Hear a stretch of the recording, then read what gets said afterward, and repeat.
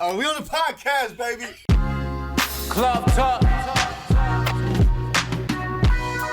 Jay Brody. Yeah, baby, it's that Club Talk. Yeah, baby, it's that Club Talk. You're now listening to that Club Talk. And now, your host, Jay Brody. All right, welcome back to another episode of Club Talk Podcast. I'm your host, Jay Brody. Super excited for this one. This guest here, man, behind the scenes, we've been chopping it up. And this man been giving me so much game, and I'm gonna introduce him in a second. But of course, as you always know, gotta shout out some people. Shout out to the people who support the podcast. First, back home in Philly, if you are in need of a personal chef, if you need an event catered, if you need whatever your event is, if you just need some meal prep done, whatever you need to satisfy your appetizing needs. Shout out to my man Joe with Joe Chef Life Caterer LLC out there in Philly, serving the whole tri-state area. That's Philly, Jersey, Delaware. If you just try and try something new out there, or even if you're visiting Philly, go ahead, tap in with my man Joe with Joe Chef Life Catering. Link will be in the description of this episode. Shout out to my man Jamie Jenkins out there in Jackson, Mississippi with HelloBlackManJournal.com. Is a platform and organization that helps the youth express themselves through the art of journaling. So if you're out there in Jackson, Mississippi, he has annual events. There's merch for sale. There's journals for sale on the website, which will of course be in the link of this description. Bringing it here to Ohio, based in Dayton, Ohio, actually. Shout out to my man Deontay Tatum with the FlyerAgency.com. If you need mixtape covers, if you need logo creation, if you need some visuals for your website, your social media, whatever you need done visually to represent your brand and or business, tap in with my man Deontay Tatum with the FlyerAgency.com. Last but not least, right here in Columbus, Ohio, if you're trying to get right health-wise, trying to get on your health shit, most of y'all probably already know what I'm about to mention because they've been doing their thing out here for a while. Whitehall Nutrition Lounge, right off of Broad and Maryland. For people who are here locally in Columbus, you already know what's up. So tap in, get you some shakes, some teas. They got a gym right next door, so you also can get your workout on. Woo! All right, now that we got the plugs out the way, let me give this man a proper introduction, because this is a heavy hitter in the building right now, man. this man you've been doing this thing for a minute. Once we get into the story, for those who watching on YouTube, y'all can see right now what's going on. This is gonna be a good one, man. Oh man, founder, CEO of Fortune Over Fame Clothing. It is none other than, let me get the round of applause ready, Rahim Ewing is in the building. Really, I love it. Oh man, yes. Yeah, former promoter, Money and Memories. We're gonna get into that. Which I just got another exclusive too. Man, I also got bars too. On reserve. On reserve, just in case. You got a clip ready though. Yeah. Oh yeah. Heavy clip. Right on. And unbeknownst to me, you're connected with a lot of people who I've had previously on this show. Yeah. Like you just running down the names to me like, yeah, I know pretty much everybody you had on your show, man. Definitely. Okay, man. So let's start from the beginning, because first time on Club Talk, and I appreciate you making the time. We had a short window to get this done too, because you're only in town for a little bit, so we had to. Yeah, there we go. Right. That's usually how it is with me, unfortunately, man. I hate it too, because I in and out, and I don't get a chance to see everybody I want to see, and I miss the things that I want to. Like, there's been several, like Weezy, we talking about Weezy. Mm-hmm. She has a show Sunday. Yep, shout out to her. I fly back Sunday morning. I'm not going to be able to see her show. And they have like the affirmation, the little affirmative action, whatever, the affirmative talk thing. Affirmative distraction. Yeah, affirmative distraction. Yeah. Everybody I know goes to that show. It's always sold out. And every time I come in town, I never get a chance to see it. I haven't even had a chance to see her live in person. Dang. So when I found out she had a show Sunday, I'm like, oh, that's dope. I fly back Sunday morning. So Damn. I wish I had more time, man, because I want to show love to everybody. Yeah. So it's not that he's not supporting y'all. This man just be on the move. Man. That's what it is. Oh, and also, by the way, let me mention, this man came bearing gifts right off the bat. For those who know me, who've been following the pod too, I'm not a big drinker like that, but if you watch it on YouTube, look at this. Don Julio, some of the finest tequila on the planet right here, man. Resposado. Woo! And this is for me. Yes, Lord. Man. Yes, Lord. I don't get too many gifts on here. This feels very good. I mean, I didn't bring any apparel with me, your size, but now I know your size. That'll be in the mail soon. And I'm gonna get some gear. Oh, yeah, of course. Man. Anything else would be uncivilized. God damn, look, a man of principle right here. You already know. I appreciate this, man. And this is going to be for future guests who show up on the pod. Yeah, so. I know you don't drink, so I know you share this with them. Exactly. There we go. Don Julio right there. All right, Rahim, man. Let's start from the beginning because I showed you my notes behind the scenes. There's a lot to cover with you, man. Okay, it's a lot, and I'm glad that we got some time to crank through all this shit. And I'm pretty sure more is going to come out as we go through this discussion. So you was telling me, born in Jersey. Yeah, born in Jersey. You say your pops is Jamaican. Yeah. So how? That whole thing, your parents, how did they meet? How did that whole thing happen? Okay. Yeah, so let's get into it. Yeah, my mother's from Youngstown, Ohio. When my mother graduated, the day of graduation, like, you know, when you graduate and you throw your joint up in the air. Oh, the tassel. Yeah, the tassel. She threw hers in the air and went to the airport. Oh, shit. she threw hers in the air. By the time it dropped, she was already gone. Yeah, she went to the airport. She knew she wanted to go to New York. She wanted to go to the Fashion Institute of Technology, I think it is, FIT or something like that. Okay. So yeah, she moved to New York. She took one way, went to New York. Wow. And went to school. And my father came to New York a little earlier, in the like 60s, 70s. So there's a thing that's called there was a thing in 1965 called the Civil Rights Act.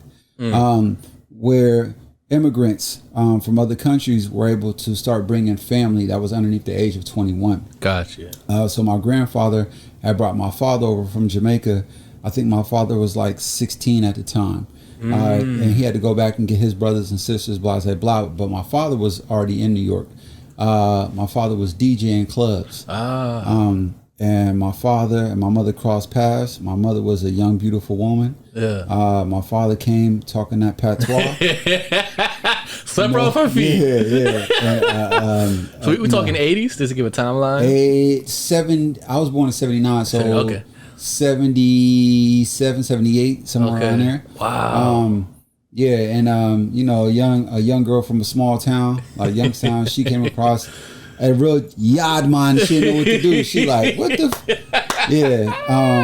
They linked up. Wow. Unfortunately, you know, they ended up getting divorced when I was very young. But I was born. They moved from Brooklyn to Jersey, like most New Yorkers do. Yep. You know what I'm saying? I moved to Jersey, worked back in the city. Yeah. But they got divorced when I was very young. My mother moved back to Youngstown. My father stayed in Brooklyn. Gotcha. Yeah. Wow. And you were born in Jersey. Yeah. So I was born in Jersey. I went to Youngstown as a young youth, and I would go back and forth from Youngstown to New York. The first time I met my father and I went to New York, I was 8 years old. Really? The first time meeting your pop? Yeah. The man who raised me was actually from Palestine, Philistine. Really? Yeah. My neighborhood in Youngstown, it was Greeks, Arabs, Puerto Ricans, and blacks. Wow. And, the man who raised me, his name is Jafar Mushla. So I thought everybody in my hood to this day still thinks he's my dad. I thought he was my dad until I met my father when I was 8. Right, I say you probably thought that was your father too. Yeah. I, as a baby, I spoke Arabic first. Get the fuck out. Yeah, What? Yeah. I don't speak Arabic now because I got trained to not speak it. But I wasn't fluent. I learned, as babies learn language, I learned Arabic first. Get out of here. Yeah. But this was the 80s, so it's not like how it is today. Completely different time. You know, we're like interracial dating. That he was the oldest. His wife was already chosen overseas. That wasn't happening. And not to get too in depth, but I seen his brothers did everything you could possibly do to someone to make sure that him and my mother didn't work out. Really? Anything that you could possibly imagine. Because the race thing. Yep. Yeah. And like I said, his wife was already chosen. Yeah, man, it was very serious. Very serious. Dang, very, you seen serious. that? Yeah. Damn, I'm talking about, get underneath the bed, brothers come in, beat him up, and I'm underneath the bed looking at him getting beat, and he looking at me like with the don't make a noise, like very serious. Yeah, they were, but they were in love, man. And they tried to do everything they could to make it work, but it just could not happen in 1980-ish. It just, the world isn't how, it wasn't how it is now. Damn. But and I ended up, my father came down. My father, my brother, I have 2 twin sisters. Okay. They came down from New York and picked me up one day, and we drove back to New York with my brother's mother. I remember my eyes just glued to the window the whole time. I had never been outside my neighborhood. And going to New York, I was like, and then finding out I was Jamaican, I was like, I didn't know nothing about that. You know what I'm saying? And my grandmother, who was straight from St. Catherine, straight, just thick accent, and I was just like, what is this? I didn't. It took me a while to understand and to learn, and just because you're 8 years old at that time. Yeah. And your siblings are older. Yeah, I'm the youngest. So they probably had a better understanding of what was going down. All of my brothers and sisters' mother, we all had different moms. Oh, okay. But all of my brothers and sisters' mothers are also Jamaican. Yeah, my twin sisters, their mother's from Kingston. My brother's mother is from Kingston. Gotcha. And then my other sister is born and raised in Jamaica too. She just moved to the States like 5-6 years ago. So you're kind of like a anomaly. I don't know. Wow, that's fascinating. Let me ask you this: what was your as you begin to know and learn your father, your actual biological father? What was that whole experience? Was it resentment at first? Was it anger? Was it That's a good question. What was that process? No, it wasn't. For 2 reasons. So I never experienced it. Yeah. So I never had something to be mad at. I just knew, and a lot of my family and friends, how it is, man, in the inner city, or I'm not gonna say the ghetto, but a lot of young black children come from households where both parents aren't there. Broken households. So I never knew my father, so I never was able to hold anything against him.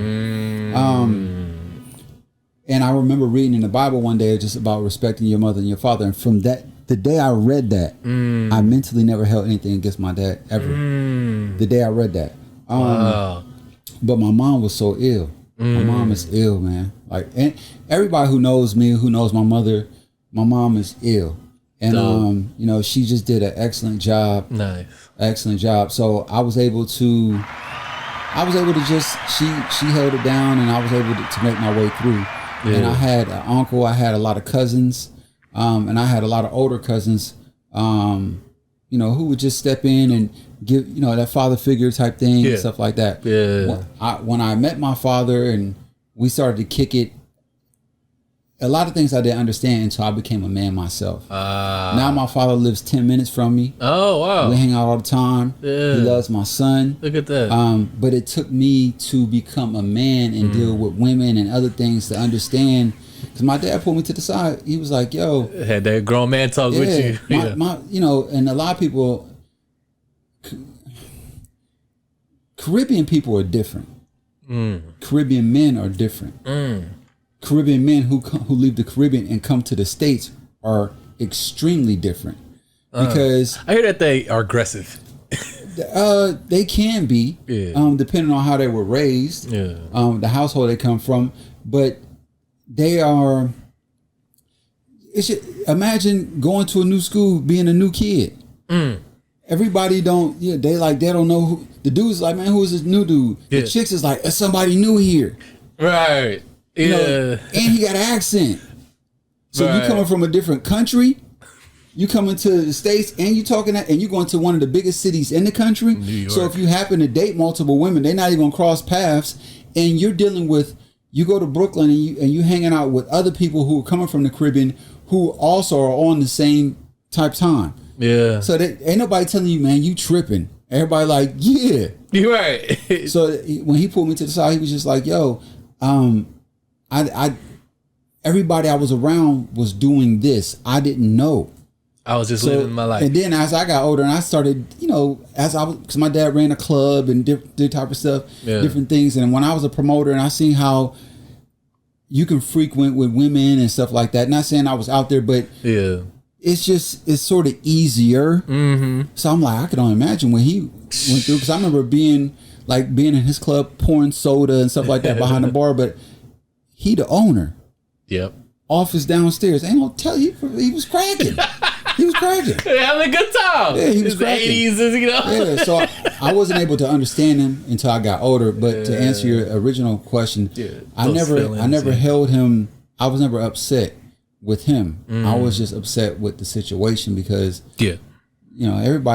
every young man wants a father figure in their household. I just happened to come across a lot of my friends have real fathers who were real men, who were real men to me.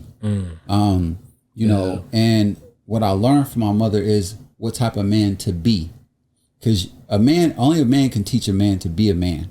But a woman, you can learn what type of man she's looking for. There it is. So I was able to pull from her. And like I said, my friends whose fathers are in their lives, they're great men. And they pulled me close and did some great things for me. Man, do you see some of yourself in him? Do you look like him? Do you like some of the man? Yeah, we like, I look like the dude and everything. Yeah, my dad was a promoter and owned a club. I managed the club and was a promoter. Look at that. Like we definitely resemble each other. Yeah. It's a lot of little things. It's ill because I'm like, I didn't learn that from you. It's just in you. It's ill. Damn. Wow. Yeah. Okay, so you're growing up in Jersey, or not growing up, you born in Jersey. So you end up. How do you get here to Columbus? So I was living in Youngstown. And I was from a small neighborhood, and you go outside at 30 cousins. Big family. Yeah. I loved it. But my mom, she wanted more. What you see today, a lot of people move from Youngstown to Columbus because more opportunities, stuff like that. And she just wanted more opportunities for her and for me. Gotcha. As a young kid, I didn't understand it at all. Yeah. She told me, we moving to this place. They got an indoor pool, outdoor pool. I'm like, what? Never heard nothing like that. But I was still, I was still like, nah, I don't want to leave my family. I didn't have friends. I had family. You know what I'm saying? Like I had cousins and stuff like that. Yeah. We moved to Columbus, and me and my mother didn't talk for like a year to 2 years. That's how mad I was. When we got to the apartment, I walked through the whole apartment, opened the doors, because I thought I was going to open the door. It was going to be an indoor pool. Because she told me a pool. And I was a kid. But no, so... Wow. Yeah, we didn't talk. I mean, I went to school, came home, didn't talk to her. Straight to your room. Bro, I was livid. Damn. Livid. Wow. That's how tight I was with my family. Man. I knew nobody. And my mom used to cut my hair, so I was... Come on, man. Shit. I didn't know anything about Columbus. Nothing. You just sheltered. Nothing. And we moved to Columbus first. I lived on the north side. We lived in Forest Park Village. Big up to PA. Big up to Rashad. Big up to all them cats that went to Forest Park. I went to Forest Park, and then we moved to Gahanna.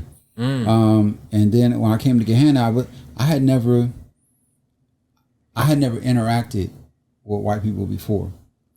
I remember she took me to the school, and I was like, Mom, I went to all black school, K through 12, with dudes from several different hoods. Right. And I just hadn't experienced it. And I was just like, Mom, like, yo. What is like, why you got me and in I'll this never forget it. Dude, his name was Brandon Ned, one of my good friends to this day. He walked up to me. He was mixed, which is not a problem. But he came he came up to me and said something like, "Yo, what's up, man?"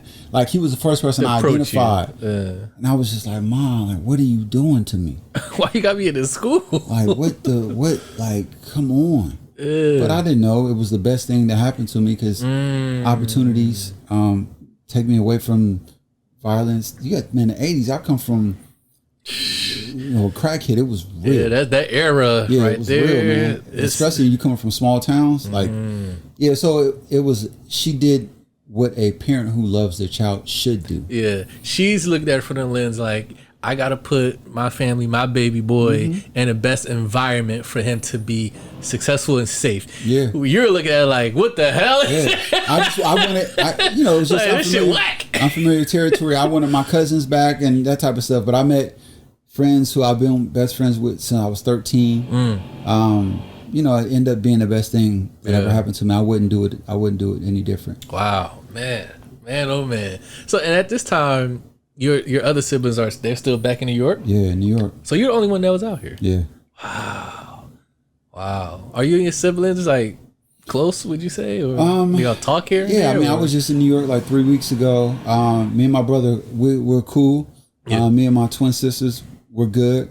All love. Yeah, my older sister, and she actually just called me yesterday, which is crazy. We're not as tight as I would love for us to be, but we're good for what there's a relationship there. Yeah, Yeah, definitely. It's definitely. not like we're estranged. Yeah, definitely. Wow. Okay, so all right, so let's fast forward a little bit. So I have a theory with most people, like before we know them for who they are present today. Now, I'm pretty sure people will look at you like, oh, that's the promoter guy. That's, the clothing line guy. That's the dude who's entrepreneur.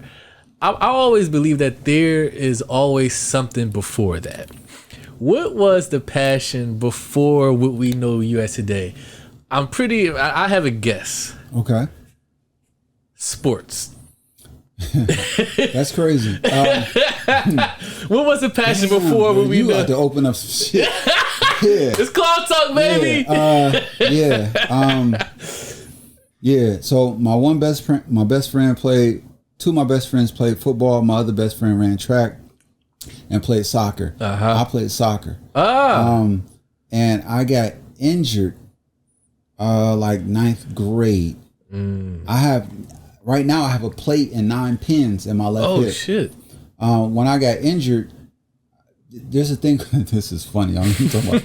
There's a thing called the Mossel Tournament. MOSSL. It's like Mid Ohio Select Soccer League tournament, something like that. And you play Saturday and Sunday, like multiple games. And I remember coming back Saturday, and when my mother said at the time we had basement, I remember hobbling up the steps, and she was like, "Yo, something is wrong with you." Like after the games, I would be like, I couldn't walk. I was messed up. She's like, "Yo, we gotta take you to the doctor." So I went to the doctor after my games on Sunday. And the doctor, now mind you, this is early 90s, doctor's like, you can't play sports. No, like, you have to go get surgery tomorrow. So I went and got 2 pins put in my hip. And they told me I could never play sports again. This is like pre-Bo Jackson. And I'm coming, single parent family home. My mother is, I'm being raised by a woman, not a man. So she like, the doctor said no, right. I ain't losing my baby. I ain't get my baby ain't get hurt. It's final. Bro, I cried so bad. Cried so bad because the only thing I was good at that time, I was good at soccer. He's damn good at it. I was good at soccer. Me and my man B, I was good at soccer. Nice. And yeah, bro, I was just sick. And after that, I went back. I was on crutches for like mad long, and then I was still on crutches. And I remember I was in gym class or something, class I wasn't even supposed to be scheduled for, and like a ball bounced up and hit me or something like that. And just the force from it broke. I got the 2 pins taken out, but my shit was weak. I was trying to let it heal up. Snapped my shit. Fucked it up even more. So I had to go back and get a plate and 9 pins. And from that point on, anything about sports was over. Man, forget about it. Forget about it. Damn, you had to be crushed. Man, I was sick. Like, I was sick. Like, literally sick. You probably went into depression. Didn't even realize you was depressed. Bro, I'm gonna tell you. And I was just telling somebody this the other day. Damn. shout out to my dogs, my friends, because this is like freshman, sophomore year of high school. This is like the best years. Like you're getting into you're in your primitive years right there. And I went to high school already. I was popular, you know what I'm saying, and I knew my man was older, so I knew like a lot of the older people. But I was in. We put a fold out couch in my mother's living room, and I slept there for like 7 months, and because I couldn't walk. Damn, you was fucked I was up. fucked up. God, and my homeboys used to come bring me lunch every day and talk about how dope the girls was looking. Like I used to sit there sick. Like I can't explain it to you. But shout out to them because they would come check on me every day. And then when I went to school, I was either in a wheelchair or on crutches. Like, and then it came a time where I would go the whole day. I mean, it's people that never seen me walk before. Like my man's cousin, she makes fun of me to this day. When I see her, she's like, I can't believe you be walking. Are you walking? Yeah. So that's wow. Shout out to my boys because after I was on my crutches for a while, we'd be walking home from school, they would take my crutches. Like, man, just get to the crib. Damn. But they were trying to get me to get my strength up. Yeah, like, yo, like, you got this. Or like, they would walk with me, but they're like, you can't use your crutches. Yeah. And I'd be... Yeah, hobbling, trying to make it. But shout out to them, man, for being real, because that's how I end up getting my strength back and stuff like that. But yeah, sports was, man, soccer was I loved it. I loved it. God damn. Wow. Okay, so that's ill. Man, that's great. a lot of people don't notice about you. Like that, but yeah. Man, oh my goodness. Let's do this right here. We're gonna take a quick break because we play music on the podcast during the break. All right. Actually, let's who you want to play? Let's play somebody local. Ooh. Oh, somebody that you fuck with. Some artist that you know in the city that's moving, doing their thing. And we could play some of their music right now. Was you gonna pull it up? Yeah. Well, I'll edit it in. Okay. Oh, all right, no doubt. Or is it on YouTube? So right now, Apple Music. Where do I need to go? I might have to go with North City Music Group. Get my boy Co City. Co City. I love him. I've been listening to this new joint, Rare Breed. Yeah, man. I can go Co. I can go Kaz. I can go Loot. I can go. So many. Jada's is nice. Like, I mean, I support anybody from the city. Anybody local, just pick one. Yeah, I got it. I'll pick one. Definitely. All right. Before we take this break, let them know where they can follow you, connect with you, get everything associated going on with Rahim and the whole clothing brand and all that. Go ahead and plug away. Sure. Instagram is Fortune Over Fame Clothing. Facebook is Fortune Over Fame. Website is fortuneoverfame.com. And you can DM me. Please DM me. I love that conversation. And once you DM me, I don't have a problem, as you know, giving out my phone number. We could chop it up. Very accessible. I don't have a problem sending out samples so you can sample the material. And I'm all about networking and supporting my people. My people are all people. So yeah, and if you just click on the website, I appreciate you. You ain't even got to buy nothing. Appreciate you. Love it. So make sure you go ahead, type in. Go ahead. Everything's gonna be a link in the description of this episode, of course. Tap in with Fortune Over Fame Clothing. Get you some merch. All that good stuff right there on the website. We're gonna listen to this music. We'll be right back. Call Talk Podcast. Don't go nowhere. Yo, check it out. Fuck your little rap career and jerking ass label. The God's still building with the kings at the table. This elevator music pump fake, y'all bluffing. But Coast City LT, I'm straight bum rushing. I did a lot of wild drugs like David Ruffin. But dog, they are fuck boys, they words mean nothing. Fuck Donald Trump and the GOP party. Swear to God, Livy, I'm sorry. Before it's all done, you gon' be pushing a Ferrari. Why your brother Lyric gon' be pearling on a Harley? I wrote and I still ain't made Marley. The L's on my knees kinda hard like Jabari's. Diggy better than me, it's hard to admit though. Get him cold, knock him out like I'm Klitschko. It's Marshawn Lynch, 4th and goal. I'm kinda rough around the edges, but I touch your soul. God has done so many things for me. But one door closes, another door opens. To whom much is given, much is required. Check it. I couldn't make sway, guess a nigga spiteful. There's 5 Jackson members, I'm just trying to be Michael. Black been my rival, Shotty gon' have the title. But I be Malcolm X out the window with the rifle. Alex Ryan Matthews, Job in the Bible. Forest Park Idol, welcome to my recital. Hip hop ain't dead, my lady checking my vitals. My album finally done, Duke, this a revival. Lyrics over bullshit, crying at the pulpit. Your chicken toothpick, my lady dumb thick. Choke him with a bullwhip, hit him with a pool stick. Just copped a new car, the color of Cool Whip. The government is shut down, people getting furloughed. McConnell drinking Merlot, my flow is inferno. The last shall be first, and the first shall be last. The Lord is my shepherd, I will never finish last. Like, wow. And we're back, just like that. I hope y'all enjoyed that record. Rahim is still here. CEO of Fortune Over Fame Clothing. That always trips people out. They're like, oh shit. That was ill. See, when you master this game. I want you though. Caught me off guard. I know. I love it. It's funny things like when people watch this, they gonna have no idea what just happened. That was ill. I love it. I love it. Oh boy. Right, he was here chilling out, man. We getting the story, get some exclusive stuff, man. It's kind of like a tell-all. All right, so before we take the break, so sports career shot done. Out of here. 86 gone. 86 done. So how do we get into the entrepreneur mindset, the fashion, the promoting, the whole scene? Because what I've learned since I've been here in Columbus is that y'all motherfuckers take fashion seriously. Like, y'all motherfuckers like to dress and get fly. I'm gonna tell you a quick story and I'm gonna let you get into how you got into what you got into. So bro, I'll tell you, I moved here in 2016, and I tell the story all the time on the podcast. But so I moved here, and at the time I'm married, and I think I'm like walking to like a corner store or something to like grab some shit or whatever.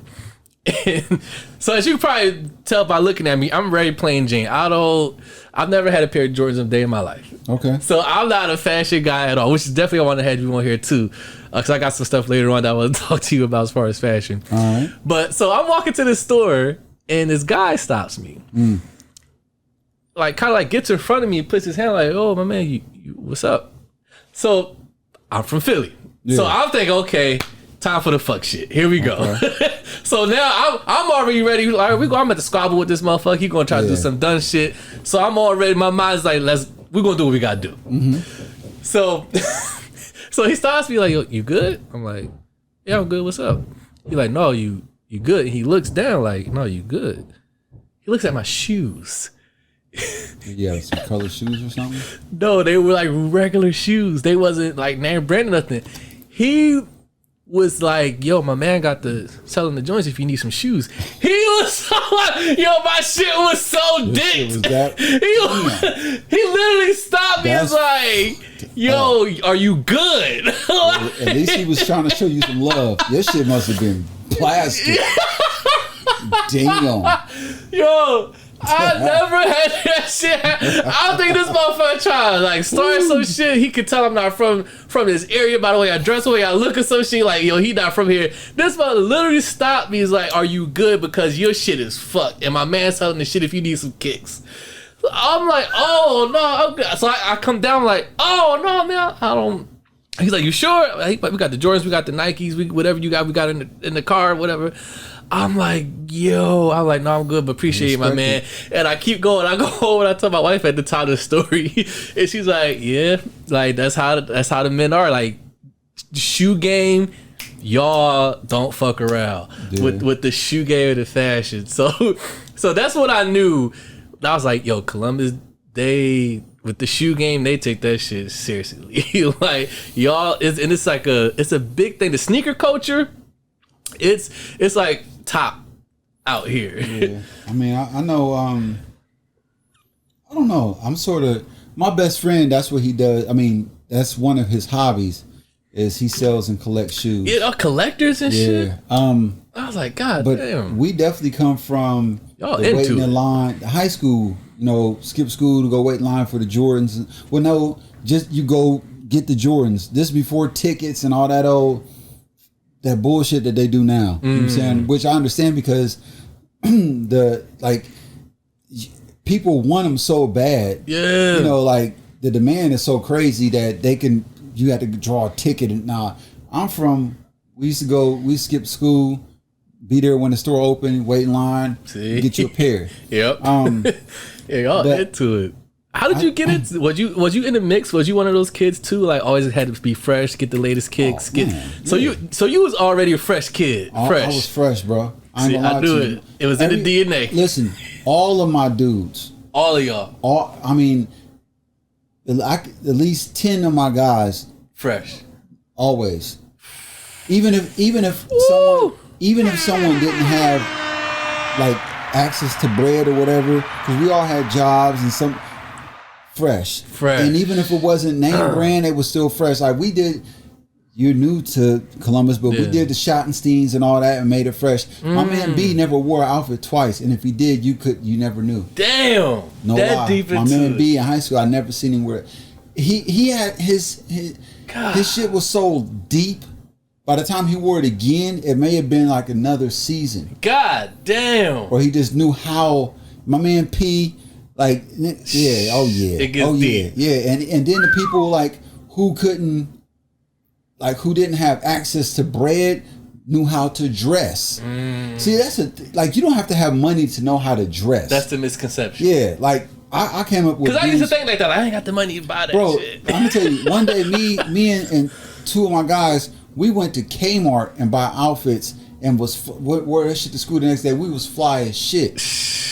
Like Wouldn't even know. stopping us like, oh yeah. Dudes. So, I mean, the sneaker game. I've always liked sneakers. As I got older, I ain't into it. I wear suits to work every day. You know what I'm saying? You had your time with when that. I get chance to do this, This I is like to do casual, this. yeah. You know what I'm saying? But I got boxes because I don't get a chance to wear sneakers every day. Damn. And my shit is icy and clean because I take care of my shit now. Like not like I did when I was 15, 16, 17. I do know the sneakers is big here. They are. That's I when do I know knew. that. I was like, when the Yeah. motherfucker stop you on the street and ask you, are you good? And not just sneakers.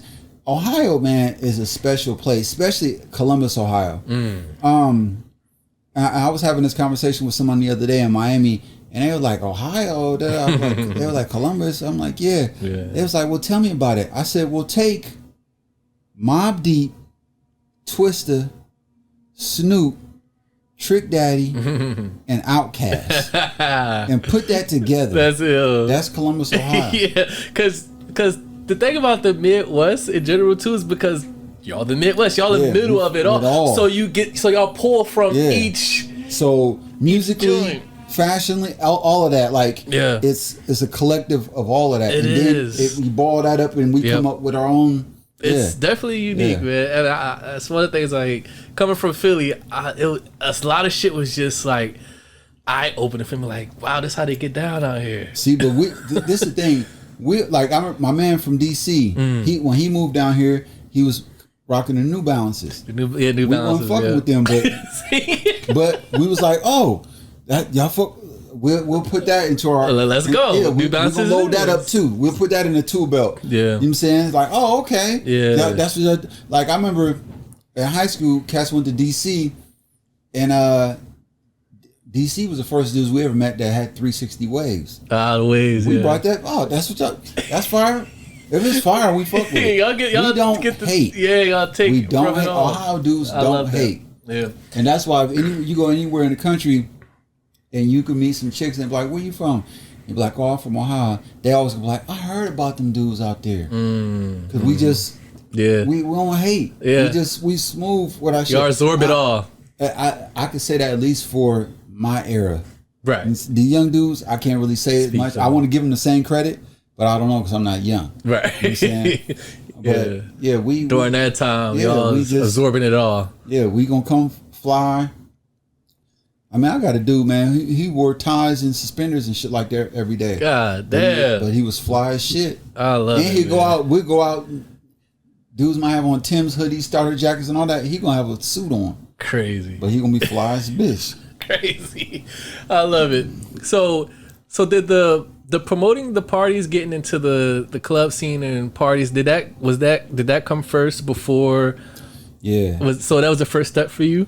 Yeah. So was that a collective with you and your boys? Is y'all like, you know what? We always fly. We go to the parties. We mixing up with the ladies. Let's start promoting our own shit. Let's start promoting parties and shit. How did that happen? It happened because we were popular and we knew other people in the city who were known as well. Y'all was connected. Yeah. And we threw a New Year's Eve party first. That was the first party y'all threw? We were like 16. Wow. The biggest New Year's Eve party in the city. Damn. It was at a spot called Inner Circle on Main Street. It's no longer there. I think it's like a furniture store or something. And it was cracking. Damn. And we were so young. I remember people coming through. It was like, yo, y'all. We didn't know what New Year's was. Like, people were coming through like, yo, y'all got alcohol? Or y'all got drinks? Like, yeah, over there. We had cans of soda. But now I'm grown. I know New Year's, you want pop bottles and, you know, drink. We're like, yeah, over there. But it cracked. My boy Dommy Styles DJ'd it. Shout out to him. And so that was cool. Then a couple years later, we threw a party at Valleydale. Over there in like Brittany Hills. And that cracked. So we knew, but we put in this is before Instagram and all. This is, nigga, put flyers on cars. Y'all hitting the streets, hitting the ground, running. Posters and shit like that. We did that. And then we did that to raise money to go to school. And then we ended up going to college, and my homeboy in college, he was that guy. And we came up underneath him, so we was I'm not gonna say we were that guys, but we was connected. My homeboy played football, got introduced to all his friends, so we started throwing parties at our crib. They were nuts. Stupid nuts. The house parties are crazy. It was like me and I roomed with 5 football players. It was 6 of us. Damn. Everybody in my house, they were all known. They all played different positions, and they were all known. God damn. So our college parties. I can imagine. This is my introduction to college. I'm gonna tell you something. So my homeboy Rico, you know, we don't chop it up like that how we used to. Who's also my business partner. My mother dropped us off at school. Right, he had his own place with a few of his friends. When my mom dropped him off, he was like, "Yo, you can come in, lay down," because we drove. We got there late. I remember walking in, and he was so mad because his roommates had got there before him. My mom was literally walking over bodies. Like, it was people, they had a party. It was people all over the place on the floor. And my mom was like, shit. This is what I let you come to? Like, that was her introduction to college. Like, it was people just, it was dark passed and out it was and just shit. all over the place. She looked at me, and he was so embarrassed. I was like, oh, shit. And damn. So anyway, we used to throw parties. It used to crack. I mean, crack. People from other colleges used to come. Damn. We had NFL players coming. I mean, it was cracking. So it was like all free, free liquor. We would go buy all the liquor. It was 6 of us. We'd go buy all the liquor and everything, and we had a basement that was like 8 of these.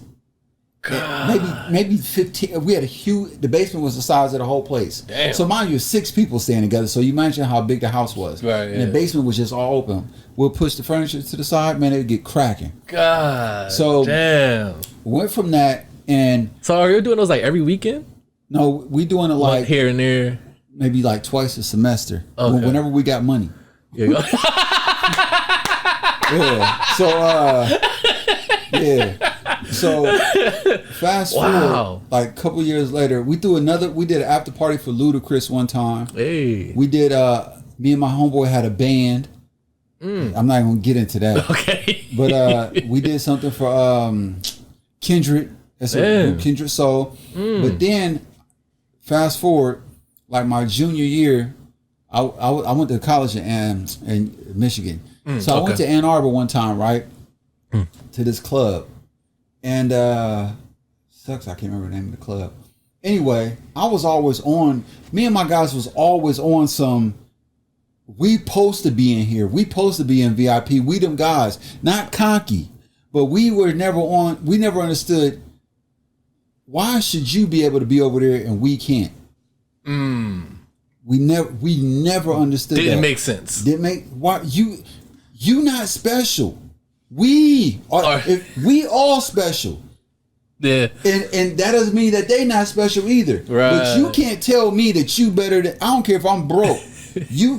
Nah, because you could be lame. Yeah. And we know we not lame. We know that. So just because you standing behind that rope, no, man. Nah, we over there. That's us. We were all my man who's like my big brother, he always talk, that's how we were. Damn. Not cocky at all. But ain't no waiting in line, and we never did that. See, y'all was the dudes that was taking other dudes' girls. They'd be mad at y'all. Never. I'm gonna tell you this. The girl leave with y'all. She didn't leave her man and shit. No. Y'all wouldn't do that? Y'all cross the line? Not at all. Because those the type of girls that, they're like, ooh. Nah, you know what we did? What cats don't do now? We went and danced our fucking ass off. We had fun. Just get in there and have fun. Go dance the fuck. You remember we used to go out, leave outside the club, it's late and the wind hits you and your shirt be sweaty and it stick to you. You feel like cold. We had these boys now, they don't have fun. We used to go have fun. Y'all didn't play the too cool shit. Nah, never. We posted up on the wall. None of that. We was on the floor. We start with the biggest girls first, and then we used to have fun, dog. These dudes don't do that now. Like, nah. Y'all wasn't too dance, cool. Man. Y'all got out there on the floor. We used to dance. But anyway. Yeah. So I always had that, man, I'm supposed to be, if that's what's cracking, that's where I'm supposed to be too. Yeah. So anyway, I go to this club and I walk straight in. The chick at the door like, whoa. She's like, what you doing? I'm like, man, I'm here with the owner. I'm lying with myself. She's like, yeah, what's his name? Man, Adam, move. She's like, no. She was like, no, the owner, his name is Amr, and that's my brother. Oh shit. I'm like, oh. I said, well, can I meet him? She said, you serious? I'm like, yeah. I stood out there for like 45 minutes. I was dead ass serious. Wow. She brought him out. This is how ill the world is. She brought him out. I introduced myself. He said, Rahim. I said, yeah. He said, your name. I said, yeah, it's an Arabic name. And we got to talking. He was Palestinian. Now the dude who raised me is Palestinian. Right, yeah, so right there, and this is one thing I know because I know about the culture. If me and you identify that we come from that, if you're eating, right, you're at home and your windows are open and you're eating and the smell is coming out the windows, and I'm homeless and I'm walking by your house and I smell the food and I knock and say, please, I smell you have great food, let me in. And we are both from that culture. You're my brother in Islam. You have to feed me. I know that. Oh shit. So I knew already before I said anything. Once he told me who he was, his name, and where he was from, I knew automatically he had to take care of me. Because I identified with his culture. So I said, oh, you're Philistine. Because people will say, oh, you're from Palestine. No, Philistine. You're Philistine. Because most people say you're Palestinian. Yeah. So when I said Philistine, he was like, oh, what you know about that? Well, I know about that because da-da-da-da-da. Oh. Broke it down to him. So his shoulders, he like, oh. So I'm like, listen, I like to throw parties here, da-da-da-da-da. This is a place no one else could get in. He's like, yeah, you think you can handle it? Yeah. All right, let's talk. In a week or so, I went back. He gave me three nights for $1,500. I was very known, but I was not known for throwing parties. And I tell people all the time, the difference between throwing a concert and a party, when you throw a concert, people are coming to see the person performing. A bum could be throwing a concert. If Jay-Z is performing, everybody coming to see Jay-Z. The bum gonna make money. They don't care about who's throwing it. It's about the act. Yeah. But if you throwing a party, you better be known for throwing parties. I was popular. I wasn't known for throwing parties. I went and got the most popular DJ because I had the spot and nobody could get in this spot. So I was like, yo, I got this spot, da-da-da. He's like, you got in there? Yeah, how you get in there? Don't worry about it, man. Let's do something. I got us the spot. We linked up and this was on Ann Arbor's campus. it was cranking. I'm talking about it was cracking. I was making like $5,000 every Sunday. So we was making like 10 to 12. We splitting it, making like $5-6 grand every Sunday. It was cranking, man. Shit. And that was how I got my first real in the promotion game. Yeah, like like, so this is what it could look like. Yeah, I did that like my junior, senior year. Oh yeah, go ahead. I'm doing this little podcast now. I'm gonna hit you when I get out of here. All right. My fault, bro. No, you good. It happens all the time. Yeah, and that's when I got the first real taste. Like, ooh, okay, because people used to come out and have a good time. You know what I'm saying? This college, like partying, dancing. Yeah, that cool shit. No, yeah, get your ass on the floor. On that, all that shit. Now, were there ever times where it got a little out of hand, like motherfuckers just doing too much? The only time it ever got out of hand, because this shit get crazy. Only time it ever got out of hand was with my brother who just called, because some of my guys was dibbling 1 foot in, 1 foot out. There it is. And he like, yo, I heard you got a crack. I'm like, yeah.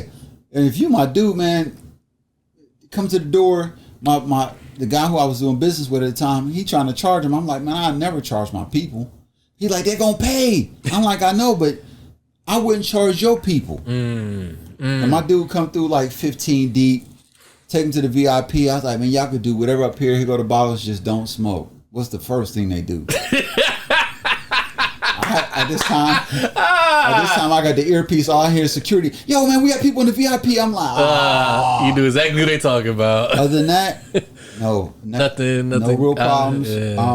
Because the DJ, shouts out to him, he was known. He knew how to DJ, control. He knew how to really get it cracking. Yeah, and that's dope. People, man, like I said, this is early 2000s. Yeah. People still like to have a good time. Yeah. And also, like I said, I went to school in Michigan. This is on Michigan's campus. Even though I did my undergrad at Eastern Michigan, this is on Ann Arbor's campus. People from Detroit and like that area, they dance. Like they know like that. When you put on that, work it. Oh, the girls they come and throwing it on you. Forget that. You cool? All that cool shit. I'm about to throw this ass on you. So, you better catch it. It was just a different that the culture. That era had to be so. Fun, my god. So that was my first taste. And when I left college, I came back to Ohio and went to corporate America. And it took me a few years to be like, man. Well, I came to Columbus. I did corporate America, and I started doing clubs. I started promoting a couple clubs at night. It took a couple years to, like, man, get your footing in with that. I went, and forgive me if I'm talking too much or. Oh, you good? This is good. Questions, but I went. So this is how it all happened. Yeah. My homeboy I met a lot of people because me and my homie had a band when we was in college too. So we opened up. We used to perform. We had the drums, the bass, and all. We was sort of nice. And we used to play at this spot called Blind Pig in Ann Arbor. It's a well-known spot. It's like Scully's in Columbus. Okay, got you. Everybody been through there. I mean, I seen a lot of dope hip-hop acts there. Anyway, I met a lot of, because Detroit saved my life when it comes to hip-hop. Wow. Because when I moved up there, I started to hate. I loved hip-hop, bro. Yeah. But when I moved up there, introduction to Master P and all that, I didn't understand it.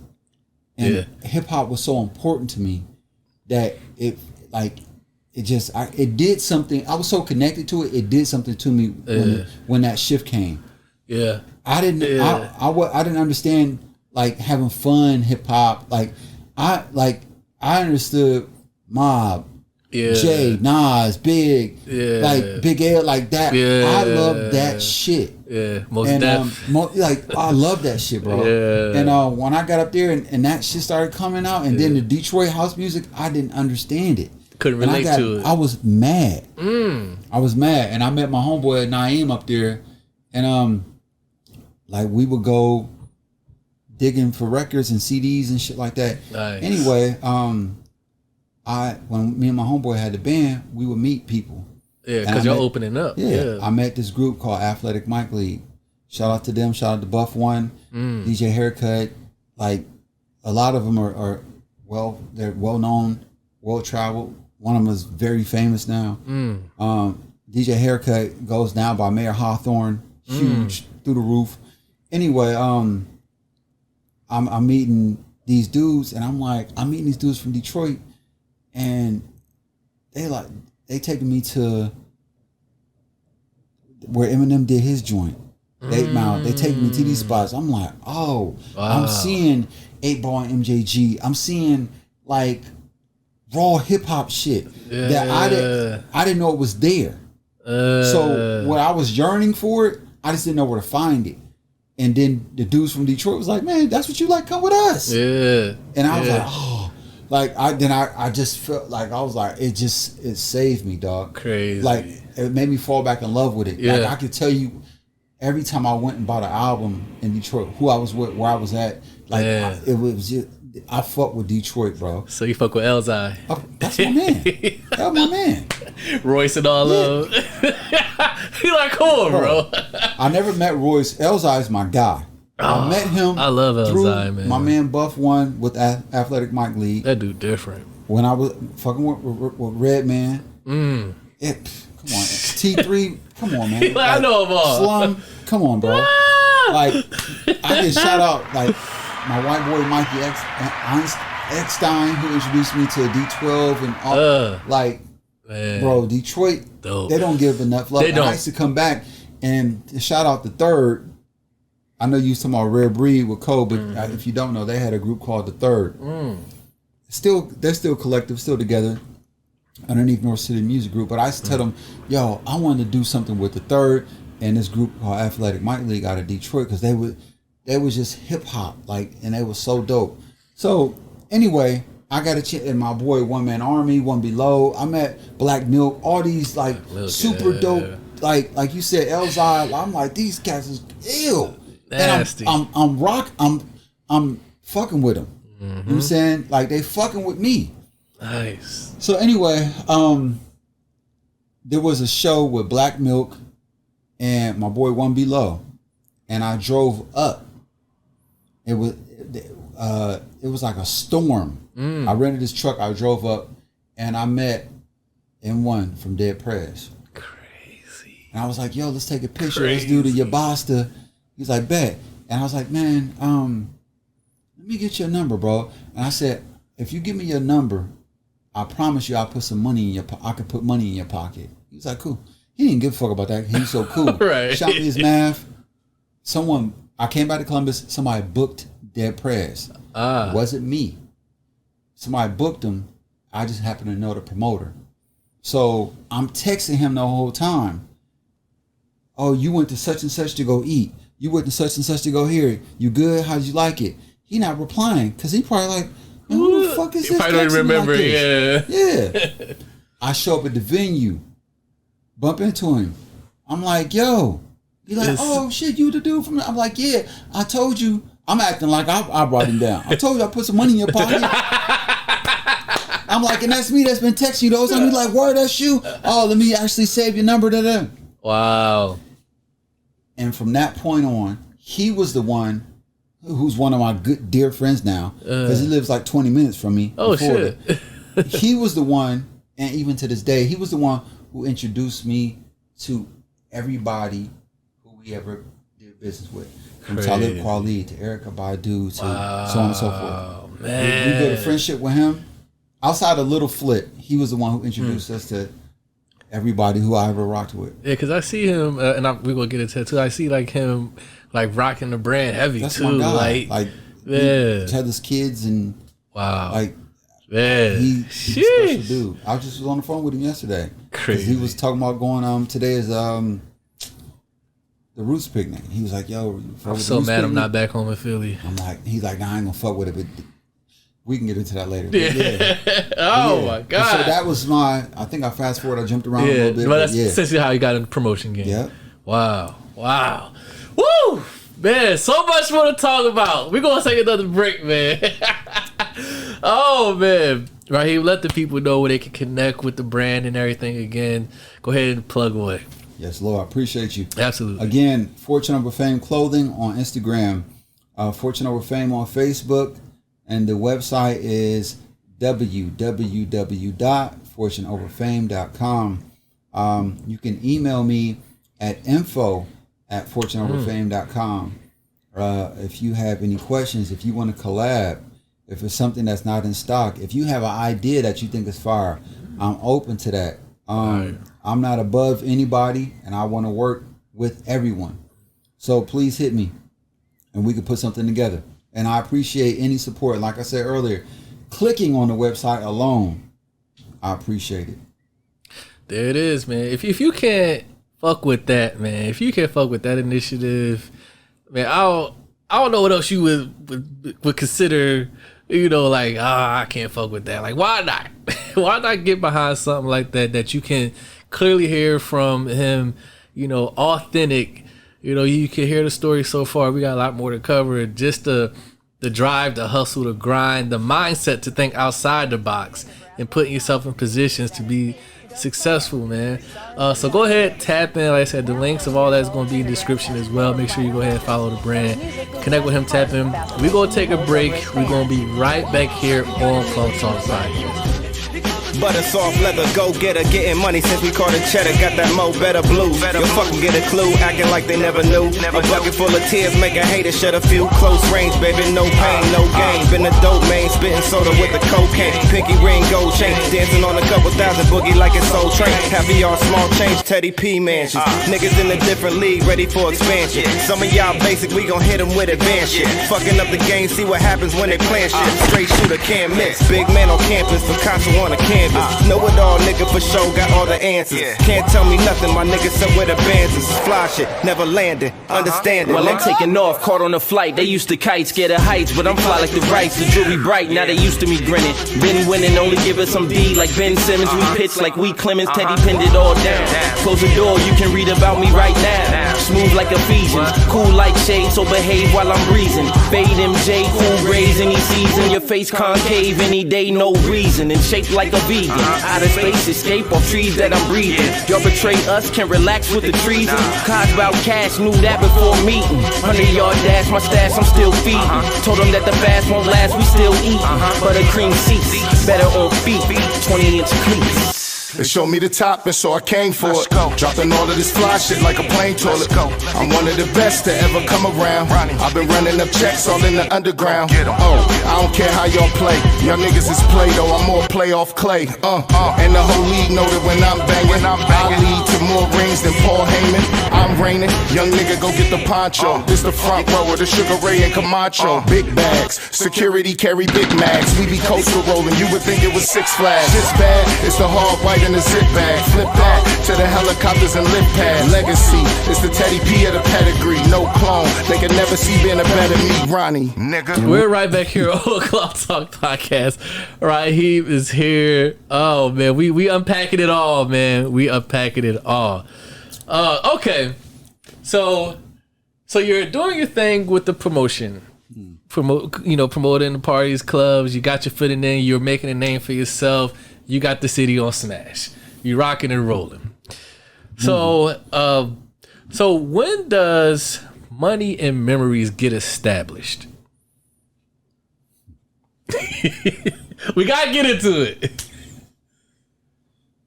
We go slow walk the people into that whole journey because it's a part of your story. I'm only gonna go so in depth. That's fine. Whatever you want to disclose. So. When did that come about? Chris Carter, wide receiver. I'm about to say wide receiver? Played for the Vikings. Yes. He was a roommate of my cousin. Hey. In college at Ohio State, my cousin Tebow. Get the fuck out of here. I didn't know this until later, but when I found out, I would pay more attention to him. I think he was working for ESPN. He was working for one of those sports shows. And I was on the couch, me and my homeboy, and I had already made my mind up that I was going to get back into promotions. Okay. But I didn't have a name. And during the interview, they said, Chris, what do you have? What type of information or what advice can you give to these young guys coming into the league? It might have been around draft time. Okay. Coming into the league, he said, make as much money as you possibly can and as many memories. And I said to my man, I was like, that's it. Money and Memories Entertainment. That's how it came.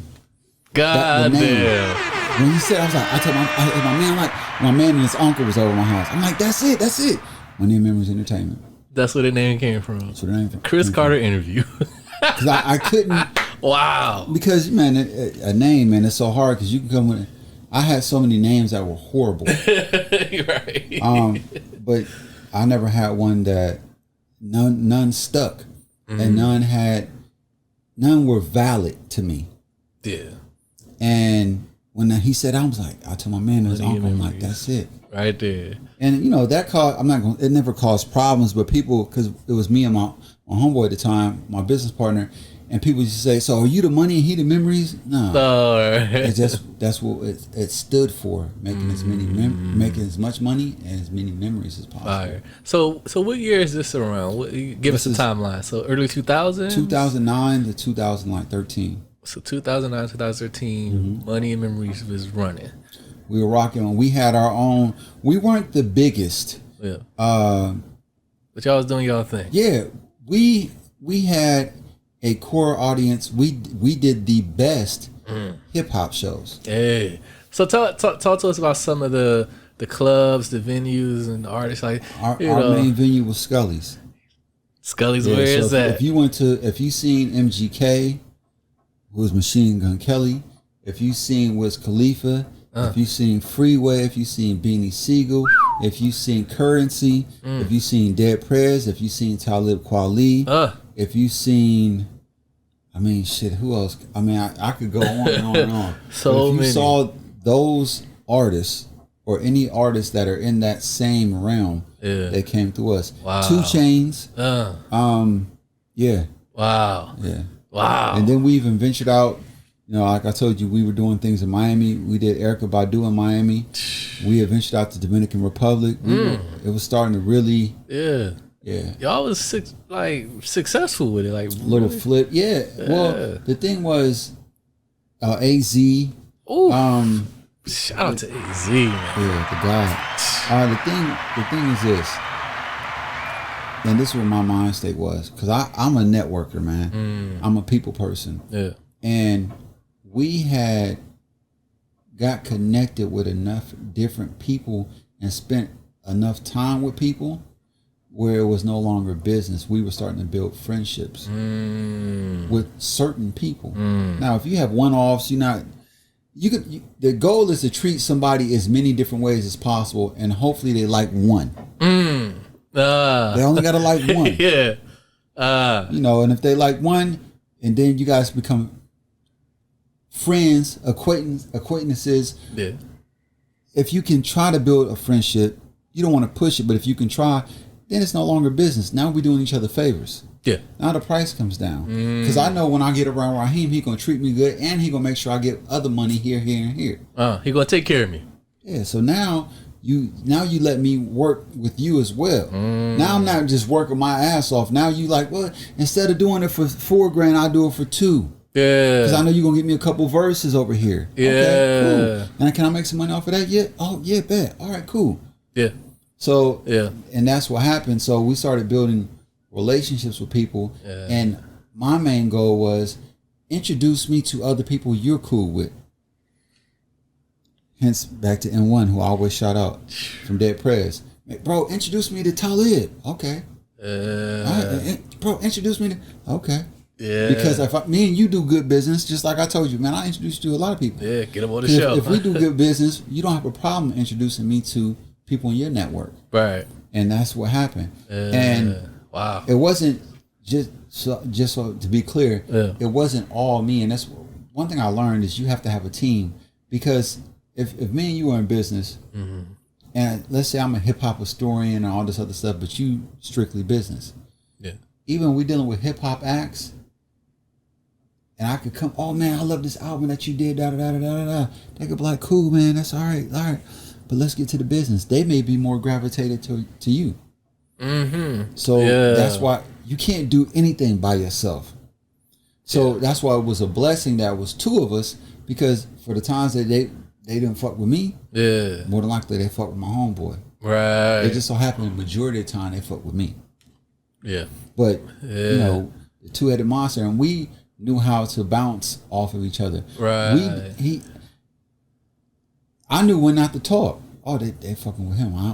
He rocking it. Let him rock out. Let him rock. He gonna close the deal. Bro, I tell you, when we messed with Beanie Siegel and his crew, they didn't even talk to each other. But they communicated. It's the illest shit I've ever seen in my life. Crazy. They didn't even speak. What? But they talked to each other without saying a word. Wow. I'm talking about we was with them for 3 days. Really? Not a word. Not a word. What's understood ain't got to be said. But I don't know what the fuck. You're like, what just happened? Everybody was there. They communicated without even talking. That's crazy. The reason I teach my son sign language to this day. Wow. Like, they had full conversations without saying a word. You not a part of this. You don't know what we talking about. Yeah. But they was talking. Yeah. But their mouth was not moving. Right. And they knew they moved in formation. It was the illest shit I ever seen. That's crazy. I went to Dominican Republic because of Beanie Siegel. Really? Yeah. Yeah. Another story. Yeah. Him, my man Billion from Detroit. Shout out my man Billion. But yeah. Wow. Okay, so fast forward. So as the old saying goes, all good things eventually come to an end, as they say. So there comes a point, the run is from 2009 to 13. Mm-hmm. Before we get to 13, you know, for you, were there signs where you started to notice friction or things were becoming a little different? Like things are, I can see the signs. Were there signs before eventually, you know, it got to where it got to? Did you see those things? Well, being that we on the Cloth Talk podcast, You're going to be transparent with it. I'm going to keep it all the way funky. Okay. And I'm not going to throw my man under the bus. Of course not. Excuse me. Yeah. He had Keep going. he had a son before I did.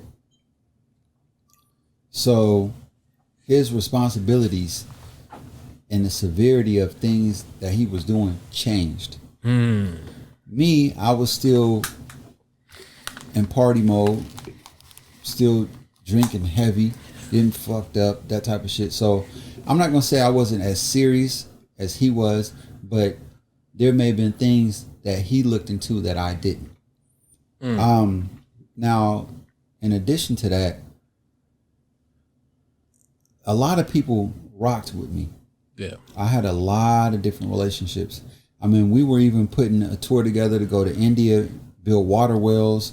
We were doing some Wow. philanthropy type shit. Shout out to my boy Sahil, Nikhil. Sahil has a placement on Babyface's album. Wow. Sahil also just went #1 with what's your boy Snoop Dogg? Also always puts him on his records. Old school singer.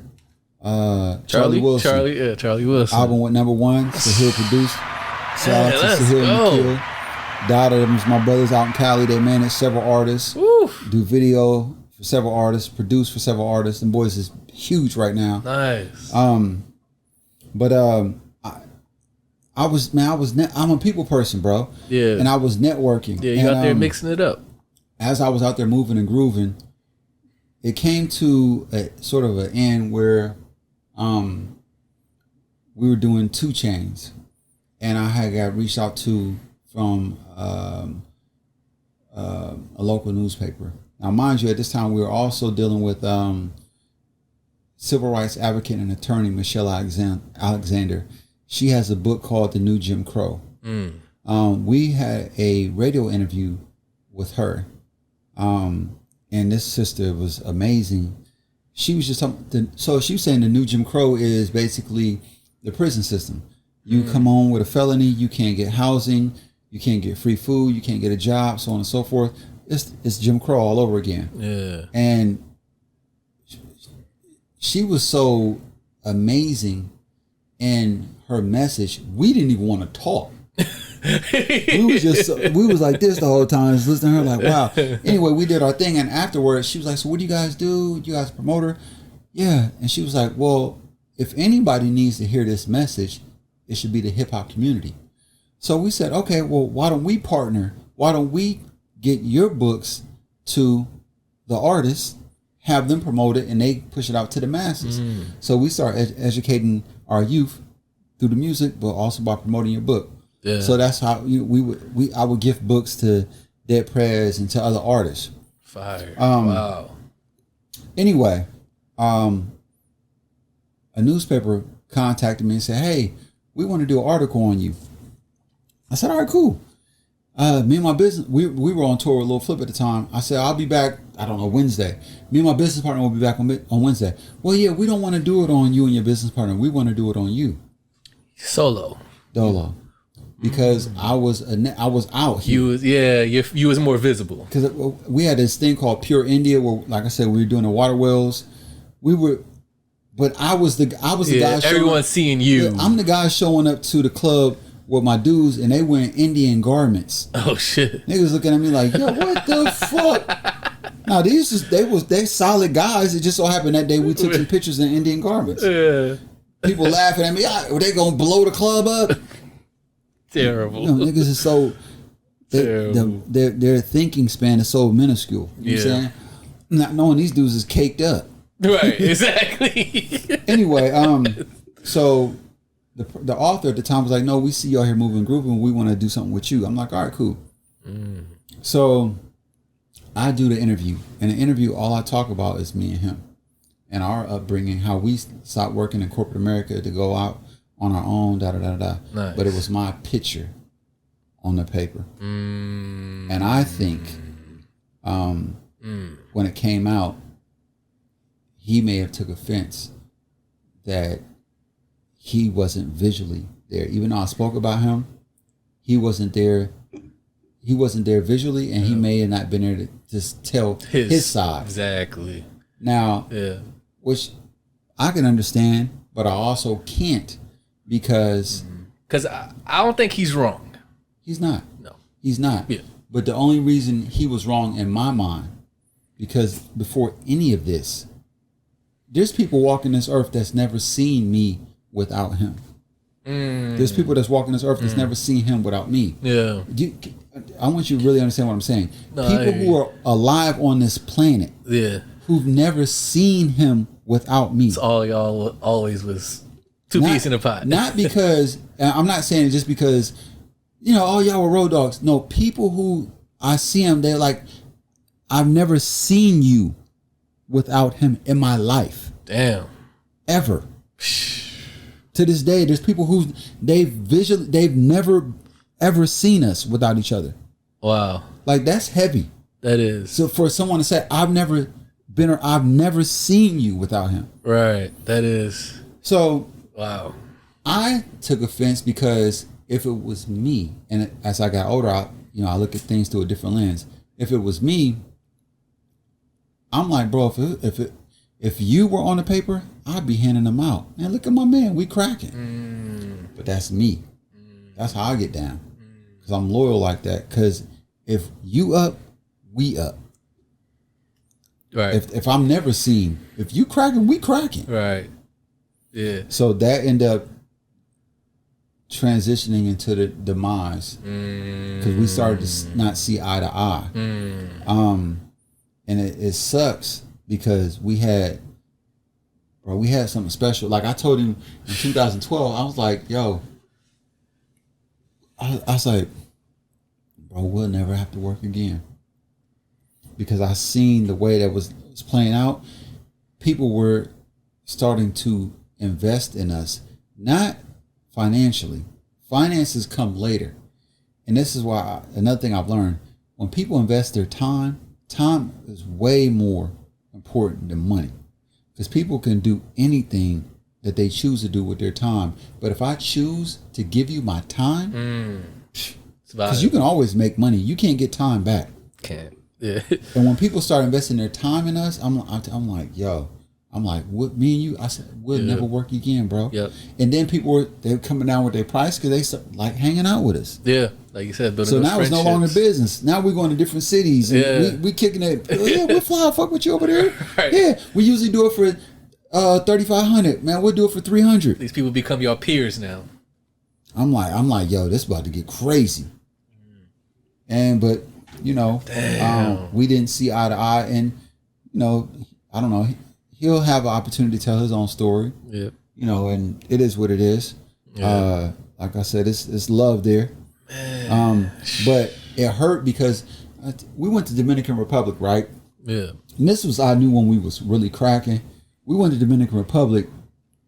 We have free. This is where you want to be. You want to be making money when you sleep.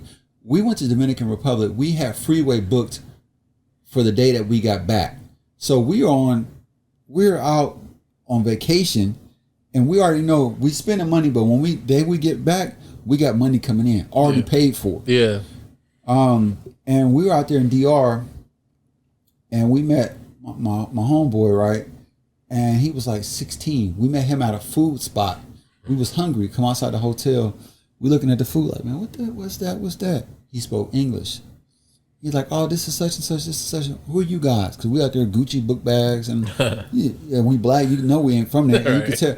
And we walking around with like $100,000 in Dominican money a piece. Jesus Christ. Which is probably only like, I don't know, maybe like, a couple thousand. I don't know. Yeah, U.S. money. But they got $10,000 bills over there. We carrying it all. Oh shit! And we showing it. We bugging. We bugging. Ah, damn. And dude was like, yo, what are you guys rappers or something? And we like, no, we promoters, da. We want to do something here. So he like, and my boy, his name is Anwar. He's the biggest promoter in Dominican Republic right now. Oh shit. So we dropped that ball. God damn. The biggest promoter in the country. So anyway, you seen the vision. We never have to work again. Right there. So anyway, we chop it up with him. He's like, well, I would like to do something like that here on the island. He's a kid at this. He's working at a food spot, but his dad owned it, and his mom was a realtor. So we were supposed to go out there for like 4 or 5 days, bro. We ended up staying out. Like, we was like, we ain't going home. And for y'all people watching, we wasn't none of them lames, what y'all be doing now, going out there paying for kitty and that. We ain't do that cornball shit that y'all be doing. Y'all do is go to Dominican Republic to go hit something because you don't got no game about yourself and you ain't ever been nowhere. And the bitches is bad and they cheat. Y'all niggas is losers. You going out there paying for kitty, you a fucking lame ball.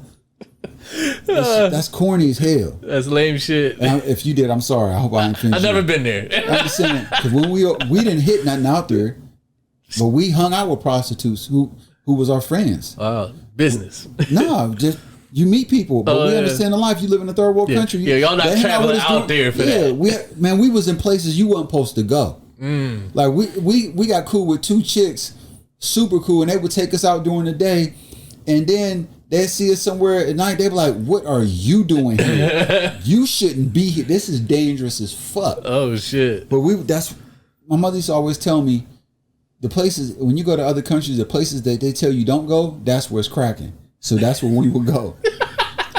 I'm telling you, they would pull up on us like, "Yo, my homegirl Karen, who is the biggest sports announcer in DR right now, she'd be like, yo, Rahim, I cannot. I don't know what you're doing." Like, they used to be like, yo, you tripping. What are you doing? We used to be, everywhere. Man, out there.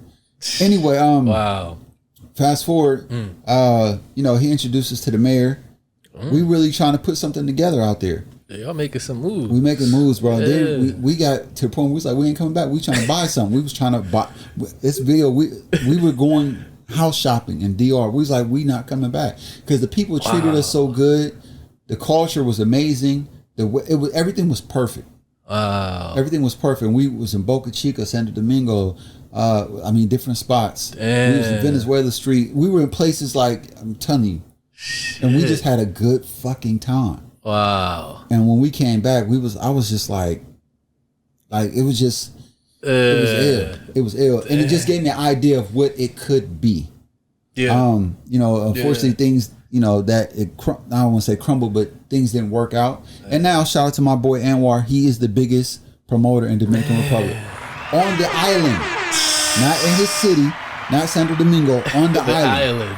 God damn. Now he goes and watches. He hit me up when he come to Miami. He goes and watches the big tennis joint in Miami, first row, or in the VIP. The boy millionaire now, big boy, big boss, Sheesh. big boy.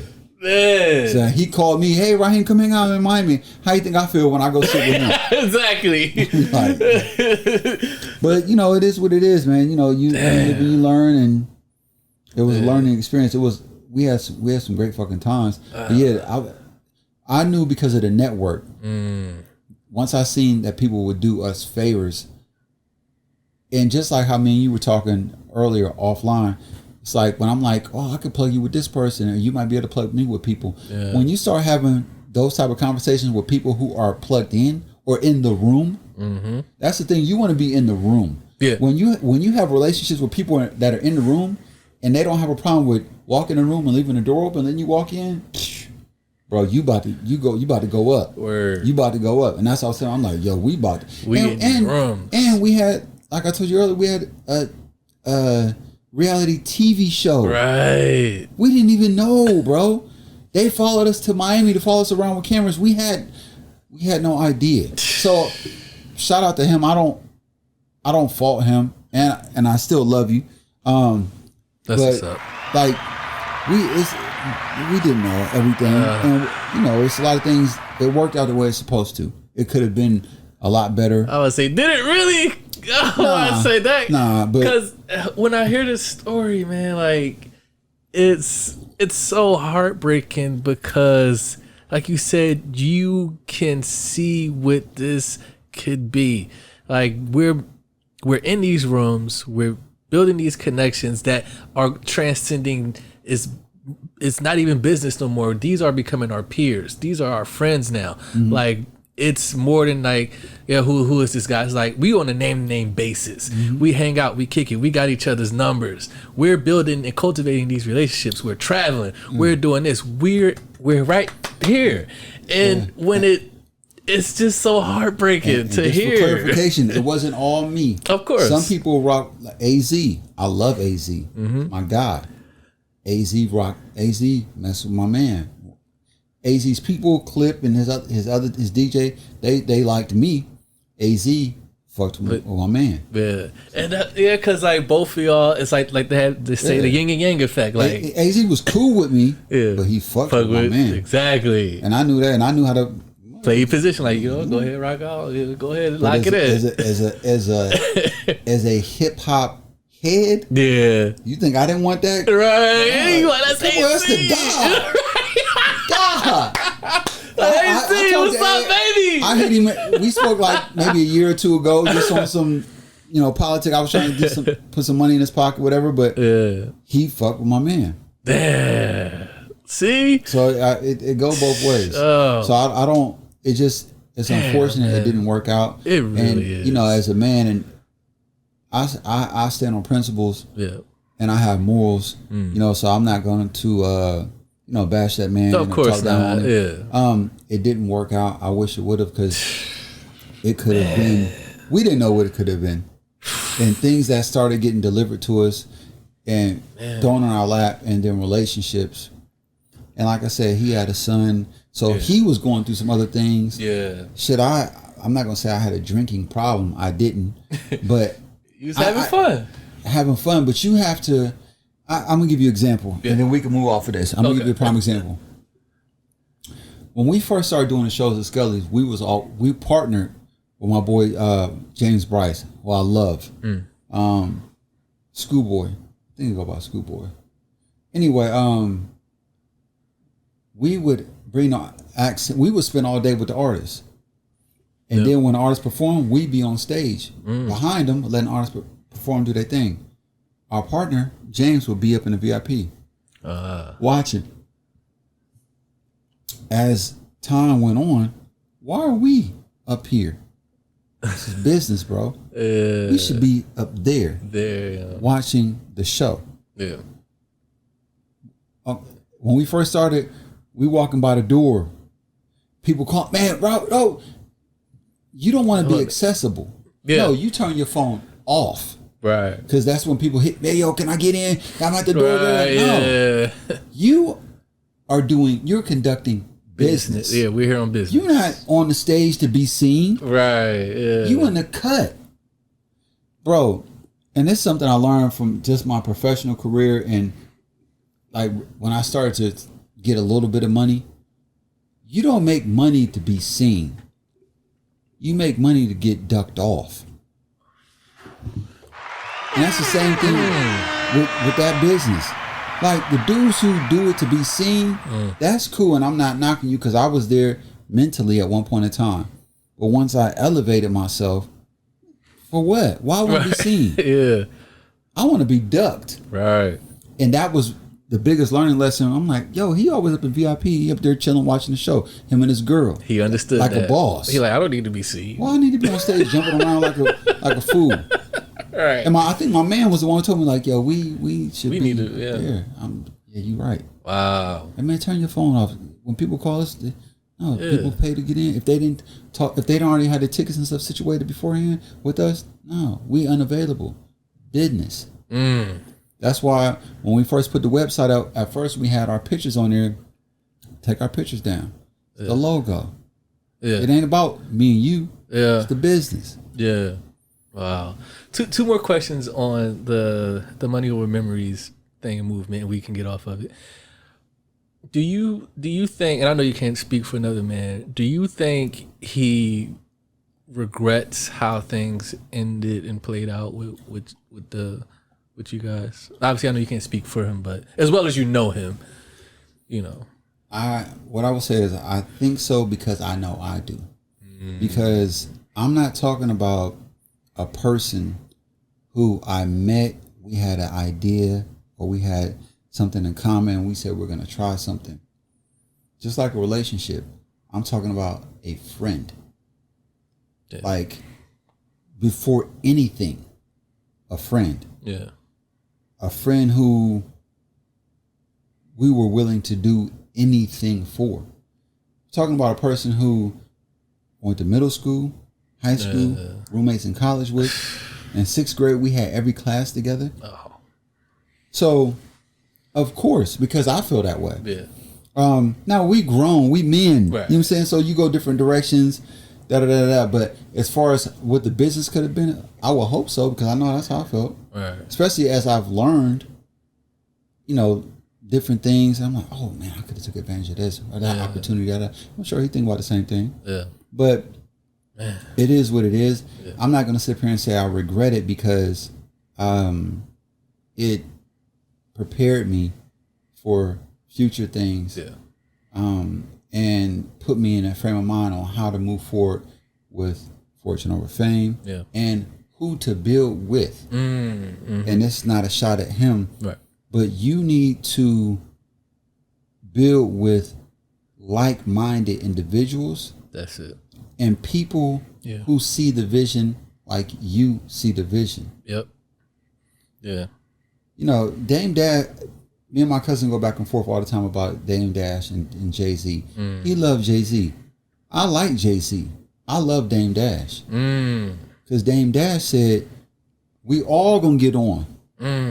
Because if I fall off, I can get a little bit from you, a little bit from you, a little bit from you, and I'm back on.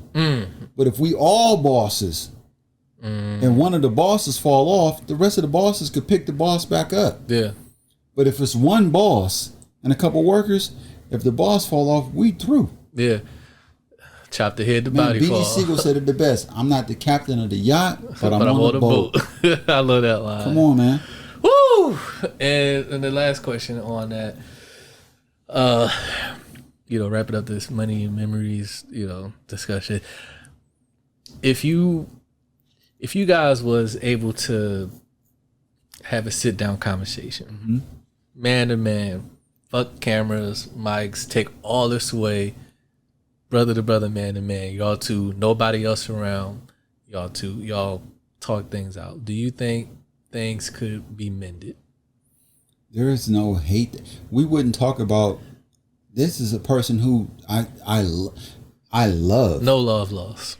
Oh man, like there's so many different stories I can get into. Yeah. This is I can't even describe. Like I know it's it's nothing to. Yeah. It's a conversation. And even then, it may not be how it was. Yeah. But as far as love, right, that'll never go away. the business, our relationship, our friendship, and all that, the business don't mean shit. I'll be fronting if I only thing I may have lost and he may have lost was some money. Yeah. You can make money. Yeah. You know what I'm saying, and it may have put a dent in our friendship at the time, and we probably won't be as close as we were. Right. But the love, nah, won't go. no away. money. That the money and all that don't mean nothing for the love that I have for him. Love that I have for in the past. Nah. Yeah. It's not even. It's my guy. I would still slap the shit out of somebody for him. Right. And I'm not a violent person. Right. Yeah. It's just how You know it what I'm is. saying? And no. Yeah. It's not even. Yeah. No. I feel it. Woo, man. Man, oh man. Well, people, I wasn't around for that time, but for those who enjoyed all the lovely events that Money and Memories have put on from 2009 to 2013. I don't even know how you got me to talk about that shit. I ain't never spoke about that. Really? Ever. That was an exclusive. And I'm glad I didn't go deeper, no, because so many layers to it. Yeah, and I don't believe in. I'm glad I just kept the surface. Yeah, because we're not here to slander nobody's name. We're not here to paint pictures. We don't do the it's him versus him type shit. We don't. I don't promote that shit. So, I'm glad that I might even have to talk to you about that offline. I have to edit that. I don't know. Okay. I don't think you said anything wrong. Boy, this cloth boy over here digging, boy. Anyway, let's do this. We'll take one more break. Then we go to mercy, this boy. This man. Be careful when y'all come through here, man. This boy, like, Jesus Christ. Hey, man, it all comes from curiosity. I'm just a curious person, but I don't think you said anything wrong, though. I think you said everything that, you didn't say nothing wrong. For the record, a person I love. Right, of course. Like, definitely. It is what it is. Yeah. You know what I'm saying? Yeah. Whew. All right, let's take one more break. Simmer down a little bit. We're going to play some more music. If you fuck with this episode so far, by the way, if you haven't subscribed yet or liked, shared, comment, or anything, man, you're playing yourself. Go ahead and subscribe so you won't miss out on future dope episodes like this one happening right now, man. Y'all see how we do it on Cloud Talk, man. We get into it. Only here on Cloud Talk, man, that you get these type of conversations, man. Rahim, let them know where they can connect with you, get the brand, get some clothing. Yes. Much needed break, huh? I'm just following your lead, brother. The website is, again, www.fortuneoverfame.com. The Instagram is Fortune Over Fame Clothing. Facebook is Fortune Over Fame. And like I said previously, and I will continue to say it, a click, a glimpse, a look at anything that I have going on is highly appreciated. I appreciate everything because you don't have to. So I appreciate any time that you spend networking with me or viewing any of my products. And please reach out to me if you want to collab, if you have any ideas, if you want to make a purchase, or if you just want to chop it up, please, because I'm open to it. There it is. Make sure you go ahead and tap in, follow, all that good stuff, man. Tap in with the brand. We'll be right back here on Cloud Talk Podcast. Don't go nowhere. I don't give a fuck, I guess I'll be a heathen. As long as I can be the last nigga breathing. I see this country treat us blacks like it's open season. I kill you when you kill me, then who is left for grieving? I take the girl into Chanel like taking Eve to Eve. Heaven to hell, what or who do you believe in? Keep a Nina when I'm sleeping if ever I should need it. We all fighting our demons, but you don't have to feed them. Can't be a prophet and profit the world. As it turns, don't get much time to stop and observe. I miss church, but still found time for dropping the word. Took the adjective and now put on top of the verb. Rock the curb, crooked coppers be stopping the surge. Built up for awkward exchanges, look like I'm shopping the work. Feel my pain, it's got me feeling like popping the purse. Spirit been locked in the verse, until I'm shopping for plots in a hearse. Tell me what's worse, niggas act like you forgetting that. I'm bleeding at every meeting, that's not to mention the sweat. Intentions are just intentions until we leaving them wet. Positioned in my position, the mission's to get a check. Appreciate complimenting, but nigga, I've been the best. If interested, then invest. Who you call when you're distressed? I've been repping for the team like motherfucking Mitchell Ness. Dwayne Wade promised blessings and I kept on taking less. I isolate, roll up the sets when I can't take the stress. Mom said I'm depressed. This is how I express all the tensions that's been building up in my head and chest. Only lasts for a moment, this is all just a test. But I don't give a fuck, I guess I'll be a heathen. As long as I can be the last nigga breathing. I see this country treat us blacks like it's open season. I kill you when you kill me, then who is left for grieving? I take the girl into Chanel like taking Eve to Eden. Heaven to hell, what or who do you believe in? Keep a Nina when I'm sleeping if ever I should need it. We all fighting our demons, but you don't have to feed them. Yeah. Alright, so now we get into the clothing line of brand, which is strong out here. Fortune over fame clothing. So before we actually get into, you know, how you got started with that, and actually I was listening to I know the story low key behind it because I was listening to your interview with Tall, Tad, and Educated podcast. Oh, word? I told you I do my research. Shout out to him. Shout out to my man Tubbs. You a wild nigga. Hold on 1 second. Can I take this while we live? Oh shit! Yeah, if you want. As long as something that don't mind. Yeah, we good. No, but I was listening to your interview that you had did on Tall, Tad, and Educated podcast with your homie that y'all actually go with. Yeah, I'm tapped in, man.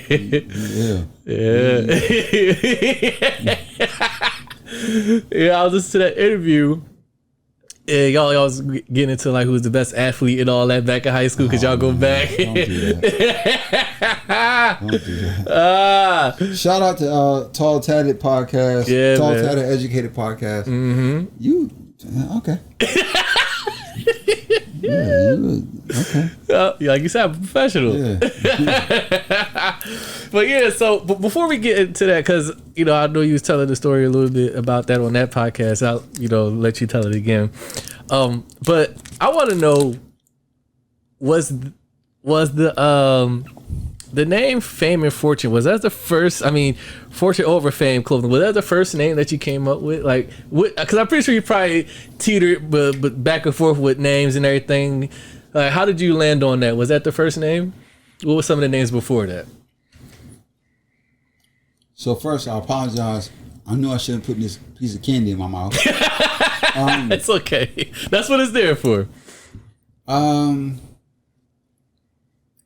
So, let me chew this real quick. No, you good. Fortune over Fame clothing. What were some of the names before that you was kind of like brainstorming? I'm just gonna swallow it. So it's funny because I was on the radio today with my boy Evan. Shout out to Ewan Studios. I thought about doing clothing back in like 2004. And I had a clothing line called called Foreign Exchange. This one, the Red Monkeys. Now this is like 2009. Okay. 2007, actually. 2006, 2007. Yeah. This one, the Red Monkeys, and the shit on the back of the jeans was popping. I had to connect with Red Monkey. I was getting them direct. And I had a clothing line called Foreign Exchange. Okay. It never went nowhere because I just didn't put the energy into it. Anyway, the tagline I love that Coke line. tagline, by the way. The tagline for that company was, "How exclusive is your existence?" Because just like the Velvet Rope or VIP, people in their experience, they want to have an exclusive experience. So how exclusive is your existence? Meaning clothes that are going to be tailored to you that other people can't get. Okay. Fast forward, when I decided that I wanted to do clothes or garments again, I was like, oh, I should go with that name. I looked it up. It was taken because my little brother and them, the cats from Carolina, the group. Because whatchamacallit, the fat one, Fonte. that's my man. Fonte, yeah. Man. And he has something with the DJ, Foreign Exchange. So I'm like, damn. Can't use that name. So I played with names. But what I tried to do was a spin-off of Money and Memories.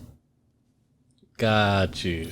So that's how I came up with Fortune Over Fame, because in this day and age, especially for the youth mind them,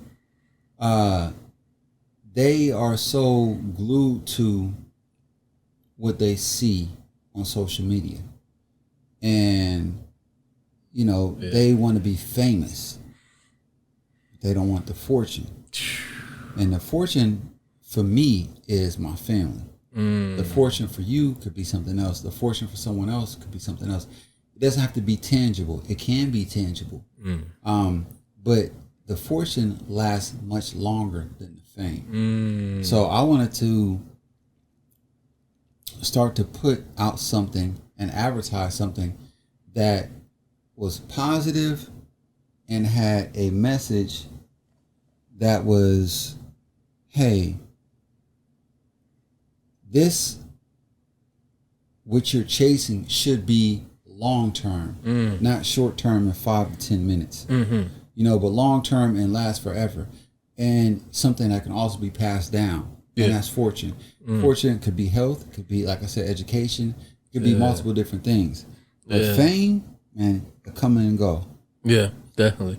Yeah, that's why I like your tagline for Fortune Over Fame: chase the future, never the fame. I love that. Because it's very clear and direct. My fault. Like, you good? No, the cats keep calling me. I'm sorry. Hey, I get it. I expect nothing less from a man to, you know, do what you do. Yeah, but your tagline is like, it's very clear cut message, like chase the fortune, never the fame. Yeah. You know, it's like that's what's important. Chase the fortune, not the fame, because especially for young black and brown, man, we get so caught up in things that are not necessarily realistic. Things that could be very short-lived. Yeah. And we'll bend over backwards, we'll jump through hoops, we'll do everything to acquire those things that actually hold no weight. To prove that we are living a certain lifestyle, or to prove that we are on a certain status. All that stuff is short term. It's very short term. So my thing was, instead of chasing that, which is quote unquote the fame, especially if you look at social media now, you know, you can go out and holler at a chick, and instead of getting her number, she'd be like, yo, let's exchange Instagrams. And depending on how many followers you have, will gauge her interest in you, which is disgusting. You know, so my thing is, let's chase something that has some meaning. And that is the fortune. And of course, like I said earlier, the fortune can be anything for you. You define that for yourself. You define it for yourself. I love that. Round of applause for that. That's fire. Okay, so back to the Tall and Tatted and Educated podcast. He was how I know that. My man Tubbs is gonna love that. That's crazy that you even. It's crazy. Yeah, definitely. So he asked you, you know, like what made you start it and all that, and you going to tell a story about COVID, and when COVID happened, everybody had to sit down. Yeah. Everybody, you know, is either, if you wasn't an essential worker, you're pretty much stuck the fucking side. Yeah. You got nothing to do. And you was telling the story about like how you started noticing yourself like, yo, I'm spending a lot of money buying clothes and stuff online. I'm going to Amazon. I'm going here. I'm purchasing here. And I'm looking at all this stuff I've bought and acquired. Number one, I can't go out no fucking where, so I'm just accumulating shit. But then I'm like, hold on. I'm spending all this money putting other people's brands on. Why not invest the money that I'm spending and invest into my own shit and wear my own shit and put my own brand on? And I think that was, and I think around that time during that COVID, it seemed like a lot of people, when they was forced to sit down and be still, your mind started to work differently because you're still, you're not moving, you're not out and about, your mind can really like slow down and process shit. And it seemed like that was a moment for you, like, you know what? Yeah, I'm gonna go ahead and That's a little. why am I doing this? You know what? Let me invest into that, you know? And I think that's a real crucial, pivotal point for you in a moment in your life and time right there. Definitely. Well, first of all, let me just say shout out to you, brother, because the fact that you took the time to do the research to even listen to that says a lot about you and your perfection and how serious you take your craft. Oh, appreciate you, man. So thank you. Yeah, no doubt, man. For doing that, man. And shouts out to you. And that's why I said I'll make sure that anybody, so you know this moving forward, I fucks with you. Thank you, man. So anybody appreciate that I can bring to you, I definitely will. Send them on because through. I know you take your shit very seriously. Oh, yeah, definitely. Yeah, talk about that moment, you know? Yeah. So, you know, when COVID hit, I was working from home. And I was working, I still, my primary job is I work for, don't do it. yeah, so I work for a very prestigious company. And at that time, I worked in the travel department. So I deal with very affluent clients. I worked with the most affluent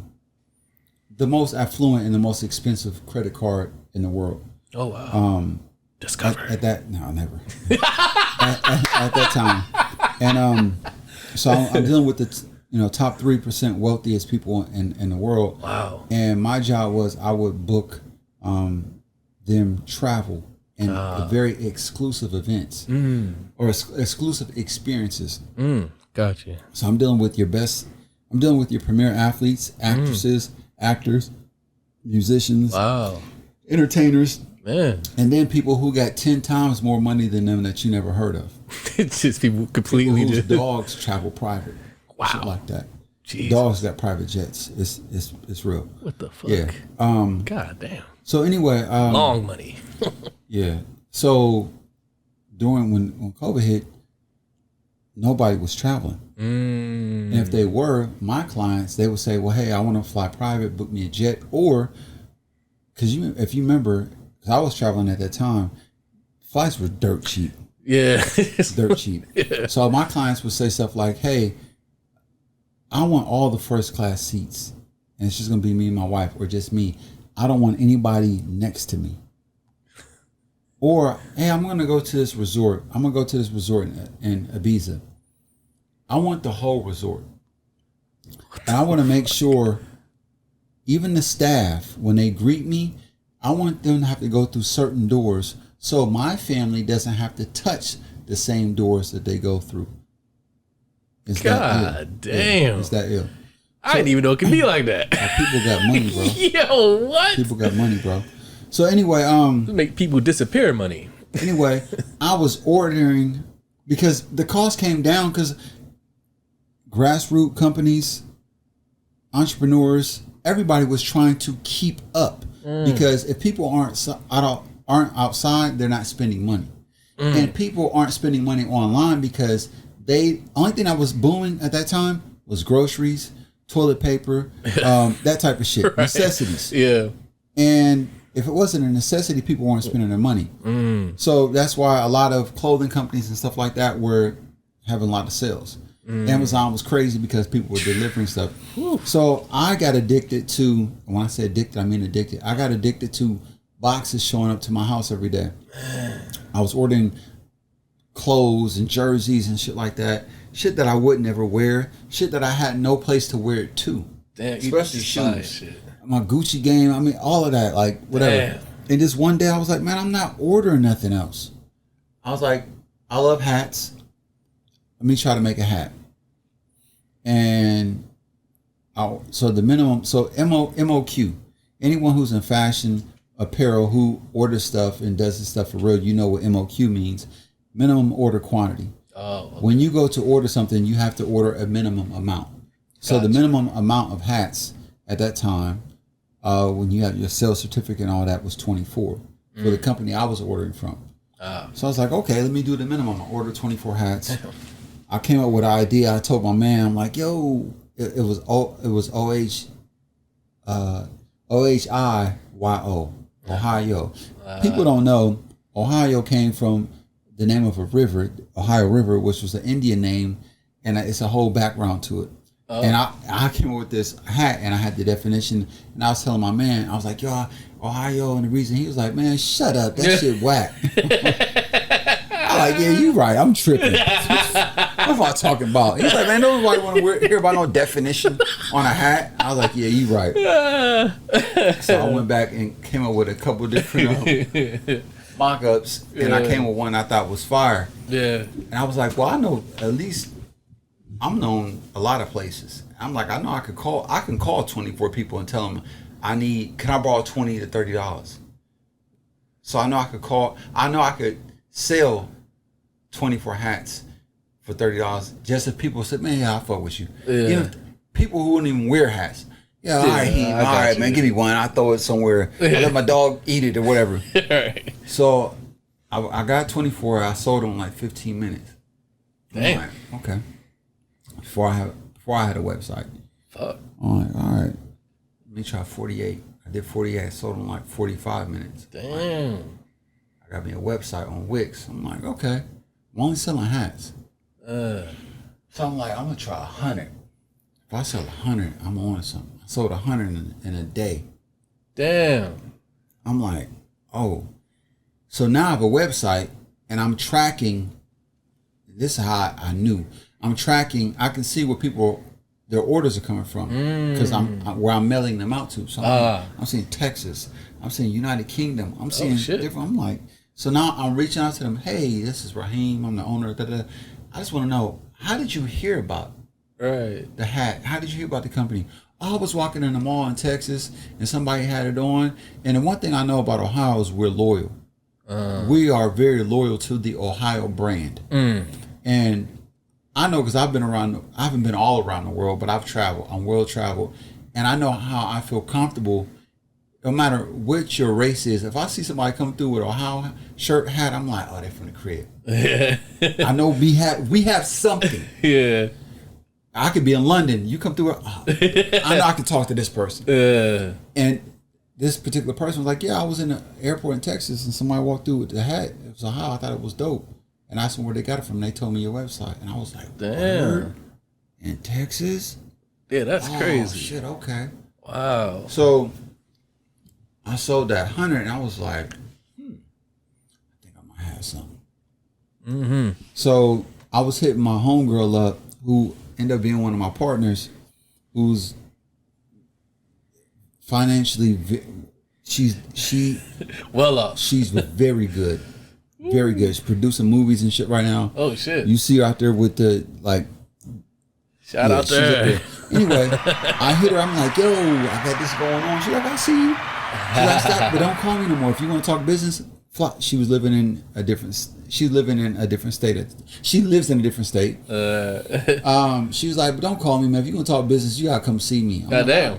I took a flight there and back the same day. Wow. And I went and I brought my Louis Vuitton luggage. So I wanted to show her I'm getting money too, but I was nowhere near where she was at. And I packed all my Ohio gear and shit like that. And I'm pulling it out. She picked me up in the Bentley, God take damn. me to the crib. I'm like, oh man, I'm cracking.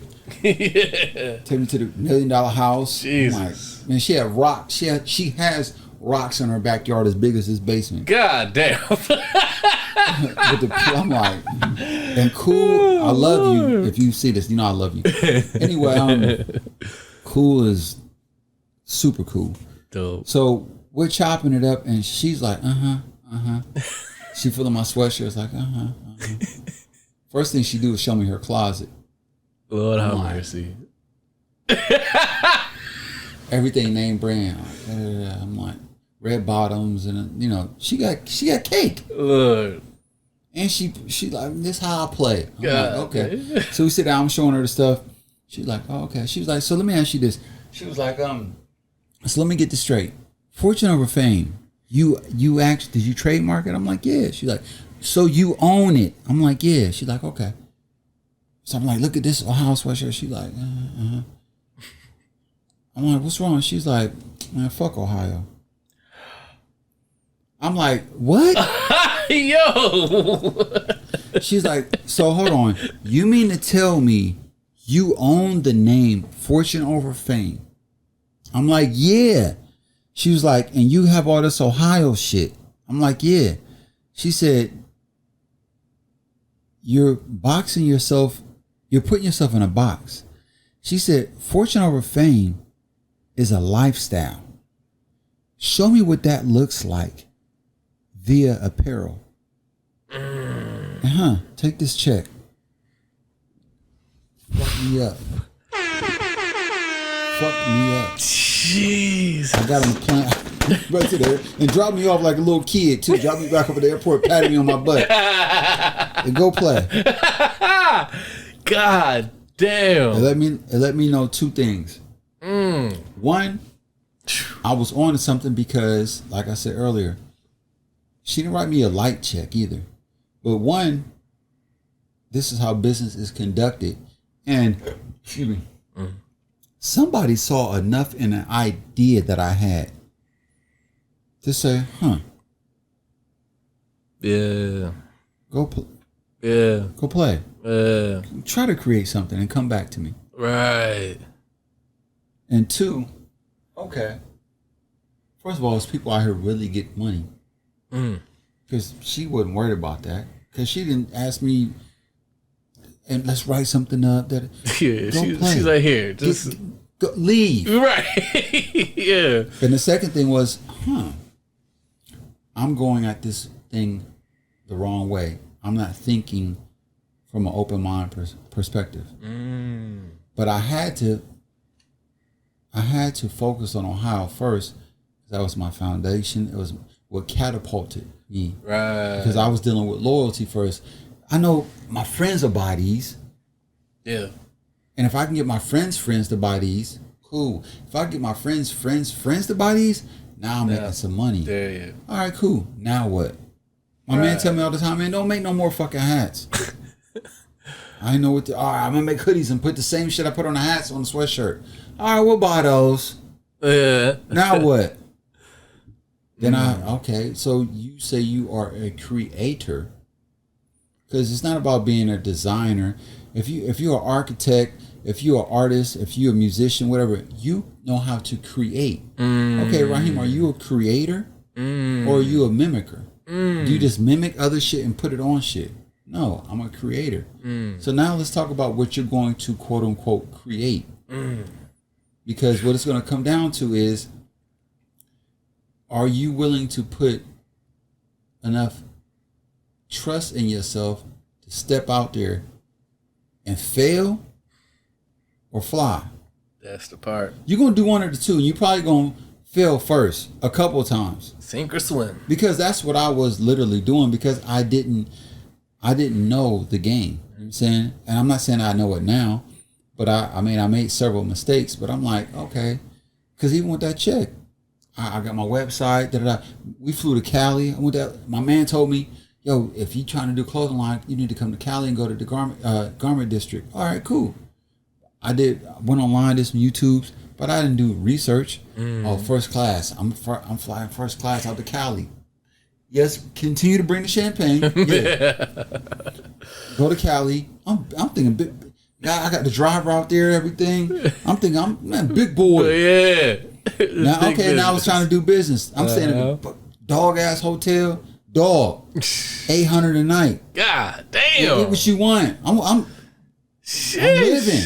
But I'm out there on business. But then when we go and we're going to different places, I'm not able to find the quality that I'm looking for, the garments that I'm looking for, so it ended up being a wasted trip. So who looks bad? Me. It just so happens that I had somebody who had the money to burn, but still she wants to partner up, and she, millions or not, she don't want to blow no fucking money. Exactly. Don't nobody want to blow no money. Right. So I end up looking like, and she brought her guy with her who's an NFL guy.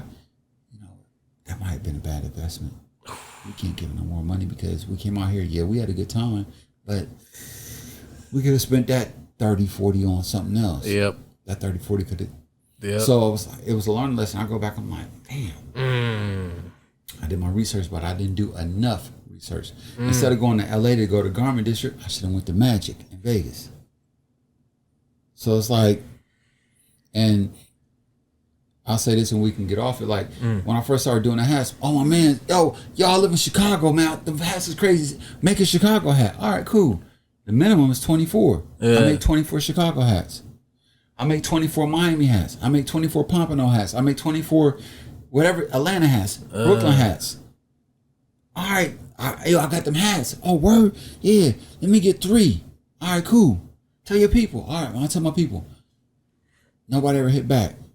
I'm stuck with 20 New York, 20 Chicago, 20 Atlanta. Now I got 150 hats of cities that I'm not physically in to hit the streets to work. So now money spent. I can't get back. Inventory. Got all this product. Sitting. Inventory for cities that I'm not currently in. And the only way I can get to those cities to get the product off, I got a bus, train, automobile, something, and that's going to cost me to get there. Now I'm in the red. I'm in the red. I am red. I am in the red. I am red. This is red. Everything you look around is red. Man, wow. Talk about learning a lesson.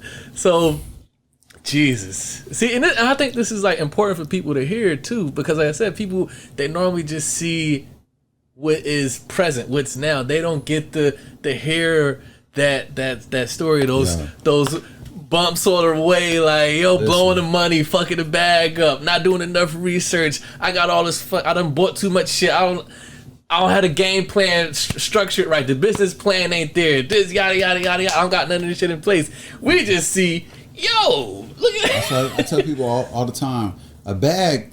I mean, I've always got money. I've always worked. I've hustled. I've done it all. I've been in it, whatever. Yeah. My guys too. A bag don't mean nothing unless you have a plan. When you get the bag, somebody handed me a check off of an idea I had. And it wasn't 5, 10. You know what I'm saying? It was, and I'm not bragging when I say this. I'm actually taking a shot at myself because someone handed me a check and I was excited. I called my man when I got to the airport, like, yeah, you see it. And they're like, that's what the fuck I talk about later. And I came back and I didn't have a plan. So even though I ended up getting the website from it, but a lot of it went to wasted goods. Yeah. Nothing that I was able to make more or make additional money off of or even retain. Mm-hmm. So you got to know what you're doing, where you're trying to go. And that's what I said, the life lessons, the learning lessons as you go, you're like, I'll never do that again. Yeah. Yeah. So let me ask you this, and then I'll get to my next question. I know you said that you don't have it all figured out yet. You're still learning and you still fine tuning as you go along. But for you, when would you say that you probably said, like, okay, I got it figured out enough. Like, I got this figured out now. I can move with what I've learned, what I've acquired, all of the the lessons and everything. What would you say that point was for you? Like, got it. No more dumb shit.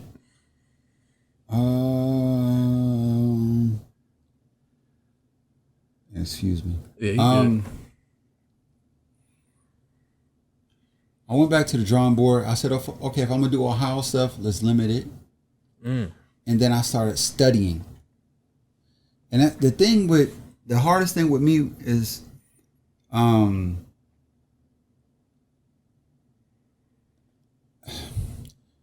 wanted to study people, but I didn't want to mimic them. I wanted to do me. Yeah. Yeah, that worked for you, man, but excuse my French. You fucking competition, fuck out of here. And I think you corny. And I'm just saying that. Yeah. But it's like my shit fly. Yeah. But it wasn't. My house shit was fire. Okay, but Rahim, you gotta find a manufacturer. That was gonna be one of the next questions too. Quality is key. Because I can't give you something I wouldn't wear. If I do, then I'm lame. Like that's just not good business. Yeah. All right. How you gonna find a manufacturer? Where? What do you do? Yeah, I don't even know. Do I just go on Instagram and type in I sell clothes? Like, how do you find a quality one? And I'm doing stuff, and shout out to my cousin, because I also have I'll be forgetting about this shit. We have a clothing store in the mall in Alabama, nice. Called Keys to the City. Hey. And he hit me. He was like, yo, he owns a couple, what's the people who sell the pretzels in the mall? Kiosk? Yeah, but it's a name. The little stand joints? Yeah. I can't think. It comes to me. I know what you're talking about, though. But he was like, yo, I got a couple of these. And he's like, man, this is a dude who, he has a clothing store next to my pretzel stand. He's like, man, this dude be doing like $5,000-$10,000 a week. I was like, and he was like, his gear is trash. I'm like, well, maybe, because I know about the culture of different places. I'm like, well, maybe just niggas dress weird down there in Alabama. I don't know. Right. I said, but 5 to 10, I like send me a sample of his stuff and send me the Instagram. Let me look at it. I checked out. I called him. I said, cousin, ain't no way he making 5 to 10. That's horrible. Unless they that far behind down there. And he was like, nah, I'm telling you, he cracking. Damn. He's like, we need to get into what black people buy. And black people buy X, Y, and Z. He's like, man, I know the owner of the mall because I had my pretzel place here for a long time. He's like, and it's a space coming up. He's like, would you be willing to throw some of your gear down here? I'm like, hell yeah. He's like, we got to go bulk. I'm like, man, I've been looking for a good manufacturer. He was like, man, call this person. And that's the first time I got introduced to quality. I reached out, because I would like to spend my money here in the States, but when it comes to cost, there's 2 places outside of Italy. There's 2 places that you really gonna get, if you're doing bulk and you're gonna get quality. Yeah. First place is China. But it's going to be a little bit more expensive, but you're going to get the best quality you can get. Second place is going to be throughout the Middle East. Really? It's certain places. Wow. Like, you ain't going to get shit from Kuwait. You know what I'm saying? Right. And, I'll go ahead and give it up. You going to give people the plug? Why not? Giving people the gate. It's exclusive, y'all. And China is going to be Shenzhen. If you look at, this is what I have on my clock, because right now, this is why talk to right now. It's 7:30 a.m. there. Damn. And then in Karachi, holy shit, in the Middle East is 4:30. Then of course London. Wow. Hold on, quick. Yeah, because I was looking at your stuff, I'm like, yo, this shit looks, the quality on his clothing is like official. Like, even down to these hoodies, these beanies, this jacket. And it took me some time to get there. So anywhere he give me the link, I get a sample. I'm like, oh, because the jackets I was doing, I was getting patches, put patches on. I got a quality jacket with the lining had my name in and shit, and the pockets. I'm like, oh, it's over. I got one. I got one. Y'all can't fuck with me. It's over, because now I'm like, okay. And now I'm starting to use my imagination. What's hot? Let me put this here. Now I'm doing affirmations and shit like that. But to get back, you need, and this is advice for y'all out there. Yeah. And I'm not cracking the way I want to be cracking. I'm on my way. Get you a solid manufacturer. You're gonna have to pay because that minimum order quantity. You can get a sample, but you can't order 4, 5, or 10, 9, 50, 100, and have enough faith in yourself that you can get rid of 50 or 100. You think I just went and got one of these hats made, one of these shirts made? Yeah, for $40. But if you want to get it for a low cost, you got 50. Damn. Get 100.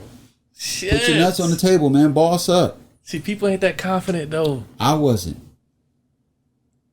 And I'm gonna keep it 100. They're like, I don't know. I'm gonna keep it 100. I'm gonna keep it 100. And that's something I'm still dealing with. Really? Hell yeah. I got a garage full of shit. Full of old shit. My new shit. I haven't even started doing email blasts and shit like that. Because now I'm back into. I'm using my my marketing and advertising expertise that I put into play when I was in promotions. I tap back into that. I'm back in my network. Yo, man, plug me. You fuck with me. Yo, let me throw you a free shirt. You like it? It's quality? Rock it. You rock it for me? Cool. Yeah, Rahim, I got you. I'll do your favorite. All right, cool. Man, can you introduce me to such that they do me? Yeah. Hence my man, I shot him out all the time. My boy Ewan for Dead Prez. He be rocking it heavy. You got the fucking Split Star, rocking it. Yeah. Josh Ali, the wide receiver from University of Kentucky. Wow, you know about my boy. That's my boy. Yeah, that's my man's son. He played for wide receiver for Falcons. Yeah, yep. Yeah. Split rocking my shit. Buster has one too. Look at that. He just ain't put it on yet. Crazy. Shout out to my man N1 from Dead Prez. I'm gonna show you how real it is. Peep this though. How'd you get people, as you pull that up, how'd you get people to buy into the brand? And I know these probably are relationships that you cultivated over the year that trust in you, but getting people to buy into the brand, that's hard to do. Well, as long as it's, and for them to rock it too and take the photo and post it up, that is extremely hard. If it's not trash, first of all, it's got to be quality. Yeah. Second of all, you have to have a relationship. Yeah. And like I always said, if you have a relationship with somebody, it's no longer doing business. They're just doing you a favor. I'm saying, but the quality, and it got to stand for something. I knew when I dropped them generational wealth jackets, I knew they was out of here. Really? I knew. As soon as when I got them, I was like, these is out of here. They gonna take off. They was out of here. Because the meaning was too strong, and the quality matched the meaning. I knew they was crazy. And what I did, how I shot myself in the foot, and so I was in Youngstown, right? Yeah. Youngstown, Ohio, for my cousin's 50th birthday, and a man from my projects, he was like, "Yo, he was living in New York. He moved back. He's like, man, that jacket crazy." I'm like, "Oh, thank you." He's like, "Man, what you charging for that? Like $750, $1,000?" I was like, "I've been charging $125, $250." I didn't tell. That's what I said in my head. I'm like, nah, for you to. Yeah. I'm like, I'll be charging like $125. He's like, "Nigga."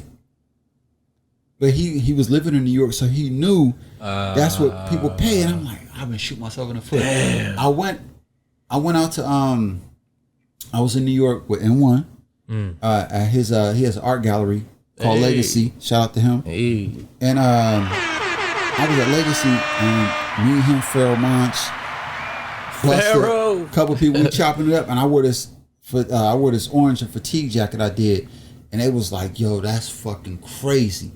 I was like, "Damn!" I was like, "That's crazy." All right, but I'm trying not to fan out because he's my friend, but I'm also a fan of him. Of course. And people he introduced me to, I'm always like, I'll be acting like I'm supposed to be there. But inside, I'm like, oh.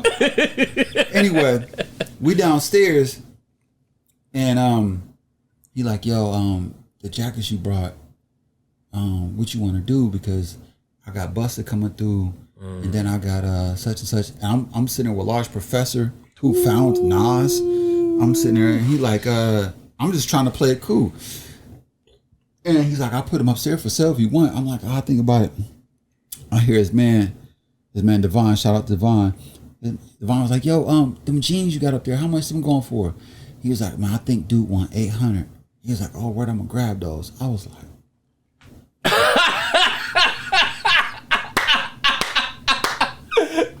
what the fuck? I was like, Yeah. for a pair of jeans? What the fuck? He's like, yeah, I'm gonna take them to the crib tonight and cash them out. I was like, oh my God. I was like, I'm tripping. I'm tripping. That is wild. 800 for a pair of jeans? Not no Gucci, not that bullshit. Right. I was just like, I was like, I was holding myself together because I was like, I know you probably be like, but it's just like, you never know. Man, You can't put a price on something you create. That's something else, somebody else thinks is hot.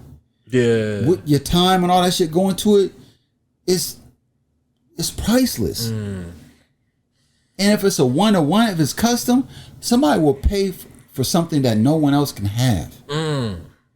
And I seen that, I was like, man, he just paid 800 for some cheese. Like I was just smiling, like, but inside, man, water boiled at 212. I was at 280.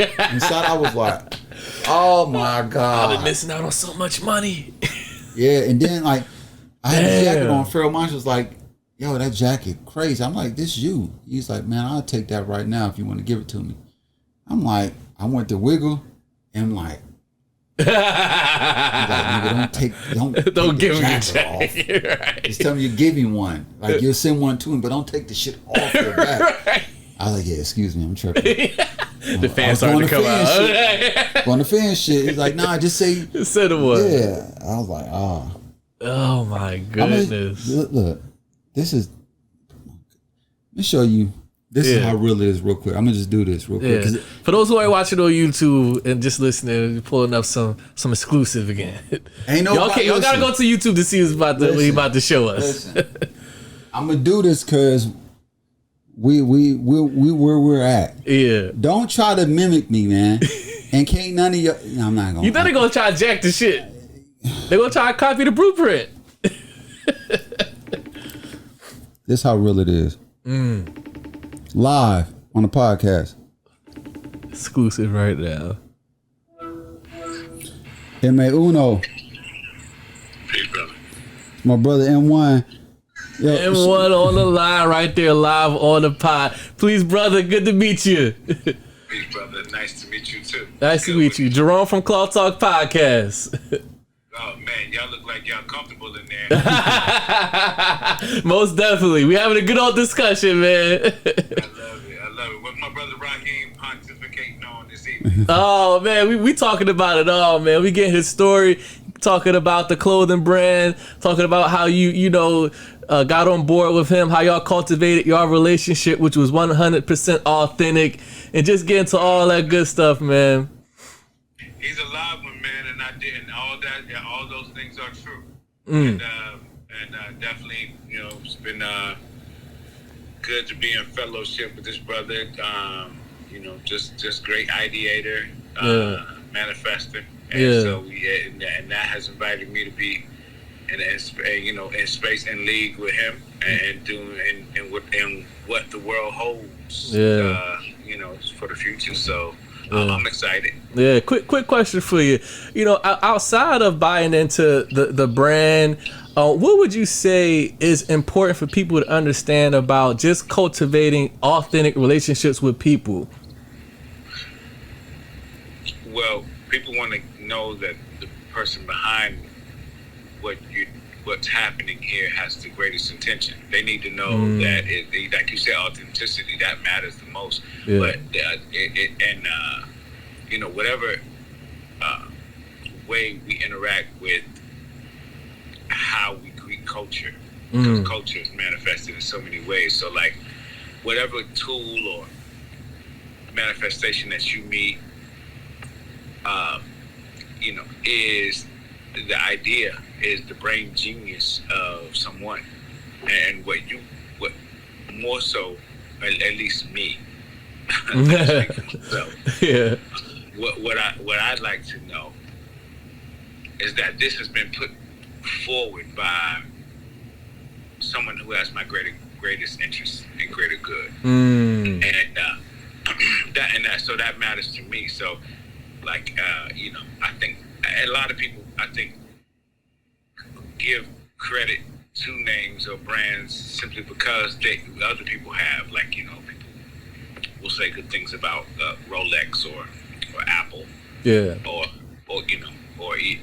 so many other brands that you could put in that same resonance and category, but it's really the people behind those brands that have made their quality stand the test of time. And even when someone who's never met them 20 years from then meets that or their particular product, it says a lot about who they are. And so I think that's what brand is. Yeah.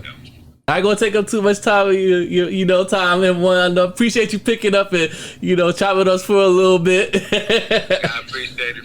Look, man, I had to come out here and get some sunset and holler with my bros. Keep it up, man. And yes, sir. Thank you for letting me catch a little light. Yes, sir. I'm gonna holler at you when I get back. I got something for you. Oh, Dave. Hey, sir, I love it. I see it. All right, brother, man. I love you. I'll catch you in a couple of days. Peace. Yeah. Woo! Round of applause. They all have it. The legendary N1 right there. That just happened right there on the pod. You can't script that. Ain't none of y'all doing that. Picked up, no hesitation. It's my brother. Man, I love it. See, when you have people like that, like, your brand speaks for itself. You ain't got to talk about it. Other people will talk about it for you because, like you said, it's cultivating those relationships. And like N1 was saying, the person behind the brand is what's more important. Like he was saying, like when it comes to the apples, those are machines. There's no real connection there. I connect with this brother. So it's easy to buy into what my man got going on. So of course, it's a perfect marriage. I always shout him out, man. That's my brother, man, but he's allowed me to enter his network. Yeah, I've had so many different experiences. I bet, man. Because of him. Like when I was just in New York, like I said. So shout out real quick. So my brother Evan, we did. Ewan Studios, we did a interview this morning with City News on iHeartRadio. Hey. M owns a art gallery in New York called Legacy. Me and my brother Evan are doing a release of his art at Legacy. We're working on it, probably be end of July. If you've never seen his work, please check out Ewill Studios, EWILL Studios. Nice. This brother is amazing, man. He's a talent. He did a portrait for M and Stick of Dead Prez. I was able to gift it to him. Wow. He also did something for Dave Chappelle. Oh, wow. With Dave Chappelle, Kevin Hart, and Chris Rock. Hard. That's bananas. Hard. And if you guys want to travel up to New York, I don't have the dates in stone right now, but we are working on putting that together for the gallery.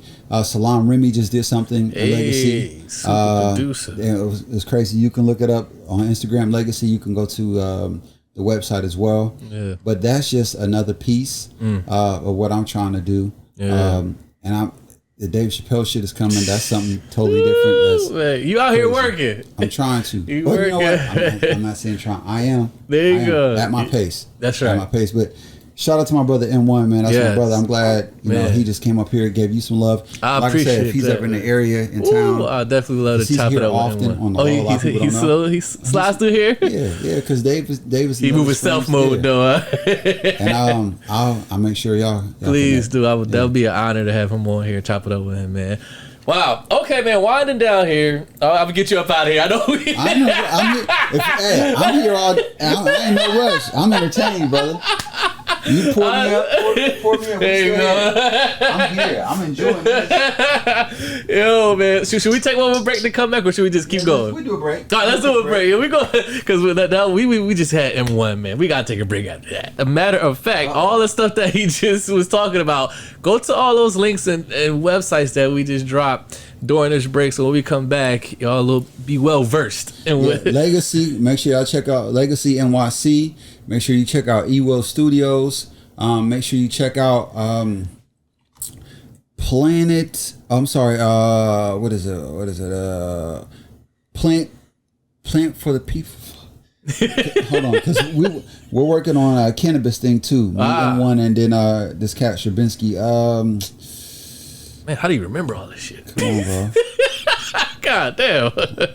So much. Plant for the. I should know this. This is horrible.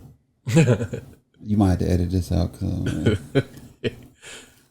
Is it Plant for the People? Jesus, I was so voice of the plant. It's wow. Also check out Honeysuckle magazine.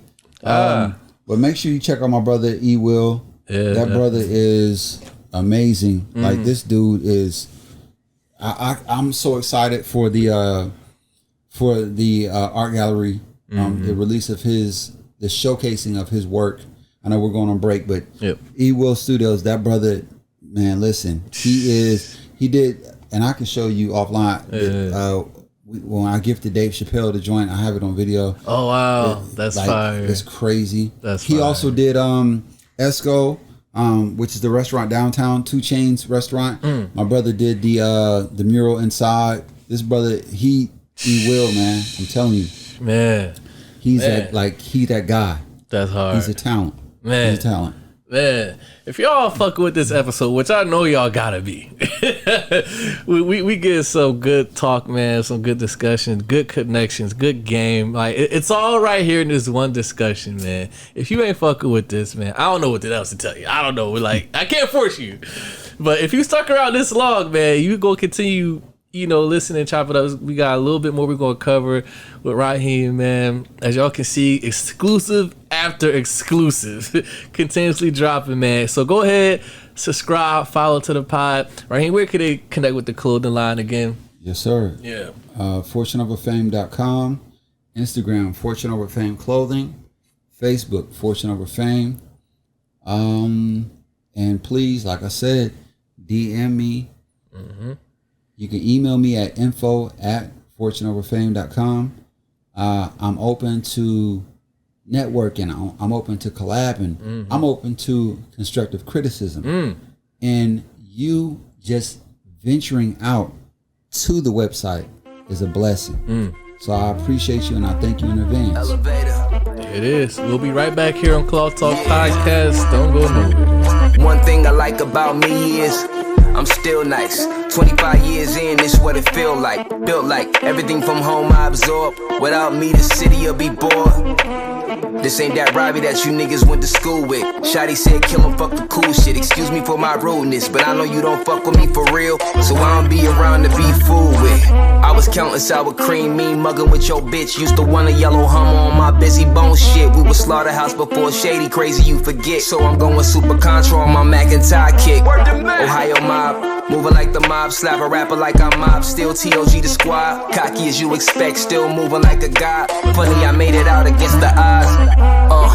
I think I missed $1 million off my words, cause I was busy trying to kick breakfast out of Burb. Freestyles on Roll Ave, jumping off the curb. Trust I'm as reckless as you heard. You niggas got some nerve. This gon' make a lot of niggas mad. I'm Dame D Nice, Trap Davis with the stab. Somebody tell Dion I'm back in my bag. The best shit Ohio's ever had. Alright, we are back right here on Cloth Talk Podcast.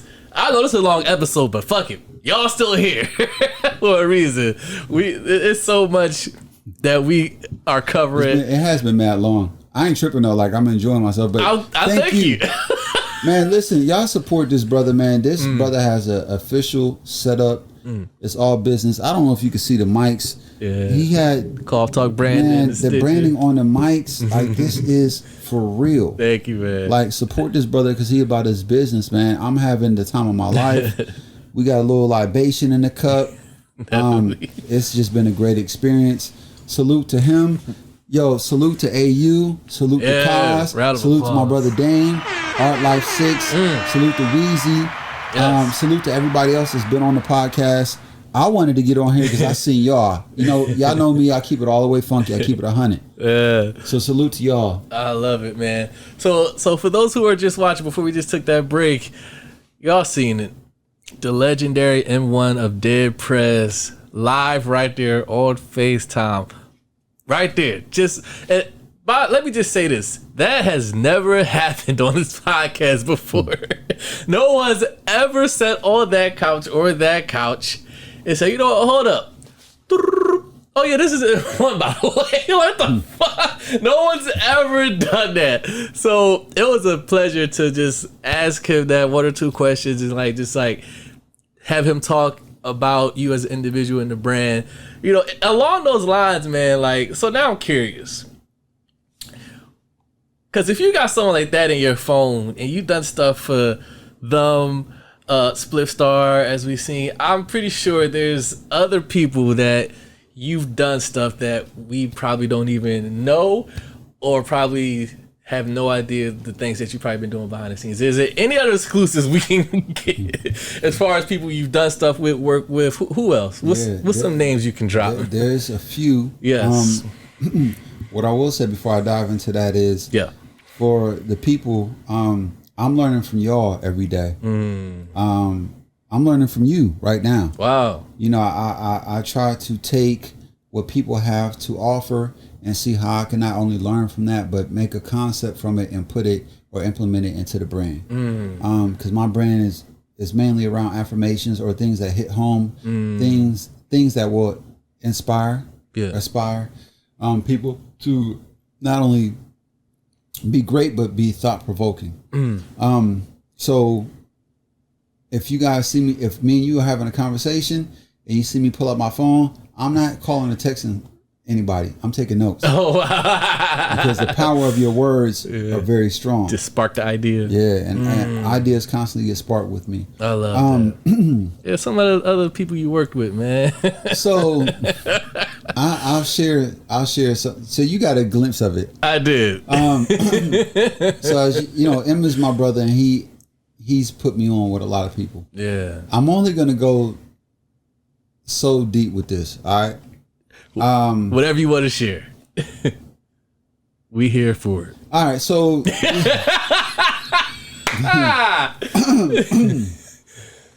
I don't lie. That's one thing I don't do.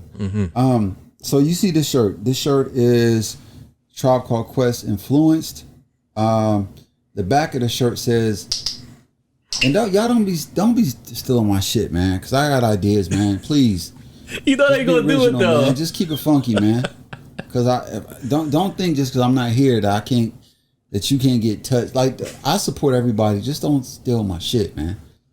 And I'm not cracking like that anyway. But just don't, please, man, please, because you still get I still can get you touched, man. But just I support everybody. Please don't steal my ideas. Anyway, there we go. The back of the shirt says a vibe called Midwest.